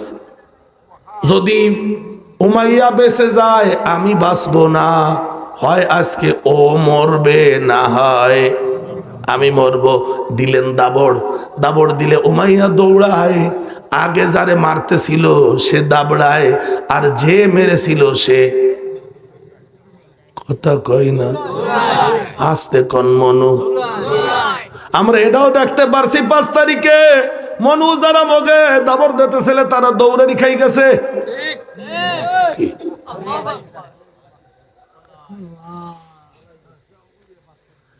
কিছু দূর যাওয়ার পরে খেজুর গাছের মুড়া, খেজুর গাছের মুড়ো কি বাংলা কি মুতার কি মানুষ যে কাইডা লাইছে বলছেন এটা উঁচু আল্লাহ অতে পাও বাইজা হে মনু গেছে একদম শীতইয়া পড়ছে, শীতরাইয়া গেছে। কেডা? উমাইয়া। কে? সিতরাইয়া পড়ছে। বেলাল রাদিয়াল্লাহু তাআলা আনহু আইয়া ওর বহের উপরে উঠছে, উড্ডা কয় মাইয়ামনাউকা মিন্নি, বল তোরে ঠেকাবে কে এখন? তুই যে আমারে মক্কায় মারতিস, মারার অনুমতি দিতিস, আমার গায়ে গোশত নাই, মেরুদণ্ডটা গোশতহীন হয়ে গেছে, বল এখন তোরে ঠেকাবে কে? তখন উমাইয়া বলে ফেলেছে তুমি। উমাইয়ার এই কথা শুনে বেলাল রাদিয়াল্লাহু তাআলা আনহু বললেন, যদি বলতিস যে আল্লাহ রক্ষা করবেন আমি ছেড়ে দিতাম, তুই আল্লাহর নাম না নিয়ে আমার কথা বলেছিস, আমি তো তোরে ছাড়বো না। বলেই তলোয়ার ওর বুকের মধ্যে ঢুকা দিলেন। কষ্ট হচ্ছে না? আল্লাহ রাব্বুল আলামিন রাসূলুল্লাহ সাল্লাল্লাহু আলাইহি ওয়াসাল্লাম সহ মুসলমানদেরকে কোরআনে জানিয়ে দিলেন, ওয়ালাকাদ নাসারাকুমুল্লাহু বিবাদরিন ওয়া আনতুম আযিল্লাহ। ও ঈমানদারেরা, আল্লাহ তাআলা তোমাদেরকে বদর প্রান্তরে সাহায্য করেছিলেন। ওয়ালাকাদ নাসারাকুমুল্লাহু বিবাদরিন, বদর যুদ্ধের কথা, বদর জায়গার নাম কোরআনে আল্লাহ উল্লেখ করেছেন। কত গুরুত্বপূর্ণ, যদি বলেন সুবহানাল্লাহ। ওয়ালাকাদ নাসারাকুমুল্লাহু বিবাদরিন ওয়া আনতুম আযিল্লাহ ফাত্তাকুল্লাহা লাআল্লাকুম তাশকুরুন।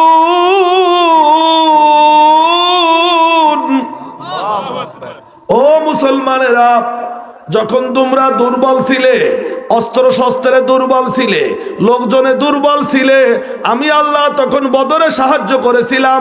এখন তো বাংলাদেশে মুসলমান 16 কোটি, এখনো কি আমার ফেরেশতা পাঠানো লাগবে? ও মক্কার লোকেরা, যখন তোমরা দুর্বল ছিলে আমি আবাবিল পাঠিয়েছিলাম কাবা রক্ষা করতে। এখন যদি কেউ কাবা নষ্ট করতে আসে আমি আল্লাহ আর আবাবিল পাঠাবো না, কারণ এখন তো বিশ্বে মুসলমানের সংখ্যা 200 কোটি। কত কোটি? এখনো যদি আল্লাহ তাআলা আসমানেতে আবাবিল পাঠায় আমাকে মান সম্মান থাকে? রাগ করবেন না, এ খালি বড় হুজুর খাওয়া হুজুর হইলে কাম হইতো না। প্রয়োজন হলে যেই হাত দিয়ে মার খেয়েছি সেই হাত কি বেলাল রাদিয়াল্লাহু কি করলো? তলোয়ার নিয়ে হে মালিকরা লড়ান দেশে এক সেরে এমন লড়ান দেশে এমন যে খেজুর গাছে মুতে বাইজে গেছে পড়ছে, ছিতরাইয়া পড়ছে। কি লড়ান দিলে ছিতরাইয়া পড়বে না? হেগুন এই উমাইয়ার নাহান যেগুলো করছে, আকাম করছে, কুকাম করছে, এগুলো লড়ান দিলে কি হইবে? শেষ শেষ। আর তাফসীর করতে পারবো না, যেহেতু বড় হুজুর আই গেছে, আর আমনাগো একটু কষ্ট হইবে, শেষ করে দিচ্ছি। আল্লাহ তাআলা এবার বদরের যুদ্ধের কথাটা বলেছেন তিনি এভাবেই, যে এই দিনটা হলো সেই সত্য এবং মিথ্যা পার্থক্যের দিন ছিল, বদরের যুদ্ধের দিন। সুবহানাল্লাহ। বদরের যুদ্ধ যদি মুসলমানেরা হেরে যেতেন তাহলে আবু জেহেলের দোয়া কবুল হয়ে যেত আবু জাহালের পক্ষে। ওই মনে আছে তো, পড়াইছি আপনাদের। কি যদি মুহাম্মদ সত্য হয় তাহলে আল্লাহ আমারে পাথরে বৃষ্টি দাও, মানে ওর বিশ্বাস ছিল যে আমি ঠিক, মুহাম্মদ ভুল। সেজন্য আল্লাহ তাআলা সূরাতুল আনফালের মধ্যে নাজিল করে দিলেন, ওয়ামা আনজালনা আলা আবদিনা ইয়াউমাল তাকাল জাম ইয়াউমাল ফুরকান ইয়াউমাল তাকাল জামআনি والله على كل شيء قدير। ও দুনিয়ার মানুষেরা, তোমরা ভুলে যেও না আমি সেই আল্লাহ, যেই আল্লাহ সেই সত্য মিথ্যার পার্থক্যকারী দিন, সত্য মিথ্যার পার্থক্যের দিন ছিল বদরের দিন। কোন দিন? বদরের দিন আল্লাহ ইসলাম সত্য ফেরেশতা নামায় বুঝায় দিলেন, আর কাফেররা বাতিল তা তাদের পরাজিত করে জানিয়ে দিলেন। ইয়াউমাল তাকাল জামআন, যেদিন দুই দল একত্রিত হয়েছিল মুসলমান আর কাফেররা যুদ্ধের জন্য, আমি সেদিন মুসলমানদের উপরে ফেরেশতা নাজিল করে প্রমাণ করে দিয়েছি সত্য ইসলাম। ইসলাম আল্লাহু আলা কুল্লি শাইইন কাদির, নিশ্চয় আল্লাহ সব বিষয়ের উপরে ক্ষমতাবান। এখন প্রশ্ন হলো, আপনাদের কি বিশ্বাস হয়েছে ইসলাম সত্য? ইসলাম যারা লড়ান দিতে চাইছিল হেরা লড়ান খাইয়া ফালাই গেছে। ইসলাম কাউকে ছাড় দেয় না। খবরদার, ইসলামকে তাড়াবার জন্য এসো না, বরং ইসলামের সঙ্গী হও, ইসলাম তোমাকে সঙ্গে নিয়ে জান্নাতে পৌঁছে দেবে। আর যদি ইসলাম তাড়াতে চাও, ভালো করে শুনে নাও, ইসলাম তোমাকে তাড়িয়ে দেবে। ইসলাম তাড়া খেয়ে চলে যাওয়ার জন্য পৃথিবীতে আসে নাই। এটা ছোট্ট মজার কথা বলি। আমার এক আত্মীয়া বোন, তো তার স্বামীর সাথে কি নিয়ে একটা ঝগড়া হয়েছে, তা আমার কাছে নালিশ করতেছে। তা আমি বলতেছি কি, তা তুই বল, আমি তারে বলি তোরে সে তালাক দিয়ে দিক, তোর যখন তারে পছন্দই হয় না। কথা বুঝতে পারিছেন তো? মানে আমি যেহেতু আমার আত্মীয়া হয়, বোন সম্পর্কে, আমি বলছি তা তুই যদি তার সংসার করতে না চাস তাহলে খোলামেলা বল, আমি তার গিয়ে বলি যে ভাই ও আপনার সংসার করবে না, ভাই আপনি ওরা তালাক দিয়ে দেন, আর দেন মোহরটা যা দিচ্ছেন ফেরত তোর দিতে পারবে না, মাফ করে দেবেন। এখন আমার বলতেছে, আপনি কি মনে করেছেন আমি হলাম মহিলা মানুষ? বিয়ে হয়েছে কি তালাক নেওয়ার জন্য? ওর শ্বাস খাবো, ওর হাড় খাবো, ওর গোস্ত খাবো, ওর রক্ত খাবো, ওর যা আছে সব খাবো, তারপরও তালাক নেব না। আরে বাহ, তা এত অভিযোগ করলি কেন? তুই যদি সংসারে যদি করিস তো তার বিরুদ্ধে এতগুলো নালিশ করলি কেন? আবার কত সুন্দর ডায়লগটা দিচ্ছিস যে আমি ওর শ্বাস খাবো, মানে হাড় খাবো, হাড়ের শ্বাস খাবো, গোস্ত খাবো, রক্ত খাবো, তারপরও তালাক নেব না। আপনার কি কিছু বুঝেছেন? ইসলাম কি তালাক নেওয়ার জন্য আইছে? মাতরি গণহান কি তগো খাইবে, তগো রক্ত খাইবে, তগো গোস্ত খাইবে, তগো আড় খাইবে। আর একটা বাজ আছে, আড়ের শ্বাসও খাইবে। হ্যার পরেও ইসলাম পৃথিবী থেকে তালাক নেবে না। আপনারা কি সেই ইসলামের পক্ষে থাকবেন? সন্তানেরা সবসময় দেখবেন মায়ের পক্ষে থাকে, বুঝেন নাই? মাতারিগো পক্ষে থাকে, পোলা পায়। আমিও আমার আব্বার পক্ষে ছিলাম, আব্বার পক্ষে খুব একটা থাকতাম না। এখন খেয়াল করে দেখতেছি মোর পোলাপান হেগুলো হাগো মাগে দলে, আমি কিছুই না, বুঝছেন? আমরা তো কোরআনের পক্ষে, আমরা বাতিলের পক্ষে থাকতে পারি না। আমরা কোরআনের পক্ষে থাকব। সত্য মিথ্যার পার্থক্য যদি আল্লাহ দুনিয়ায় আর নাও করেন, কিয়ামতের দিন সত্য মিথ্যার পার্থক্য হবে কোরআন দিয়ে, ইসলাম দিয়ে। আমরা সেই সত্যের পক্ষে কারা কারা থাকতে রাজি আছি? আল্লাহু আকবার। আল্লাহ তাআলা আমাদেরকে কোরআনের পক্ষে বাকি জীবন টিকে থাকার জন্য ঈমান, হিম্মত, যোগ্যতা এবং ঈমানি কুওয়াত দান করুন। বাংলাদেশটাকে আল্লাহ তাআলা কোরআনের দেশ হিসেবে, ইসলামের দেশ হিসেবে কবুল করুন। যারা এই দেশ নিয়ে ষড়যন্ত্র করছে বাইরে এবং ভেতরে, আল্লাহ তাদেরকে হেদায়েত দান করুন। যদি হেদায়েত না থাকে আল্লাহ ধ্বংস করে দিন। আল্লাহুম্মা আমিন। أقول قولي هذا وأستغفر الله لي ولكم ولسائر المؤمنين من كل ذنب فاستغفروه إنه هو الغفور الرحيم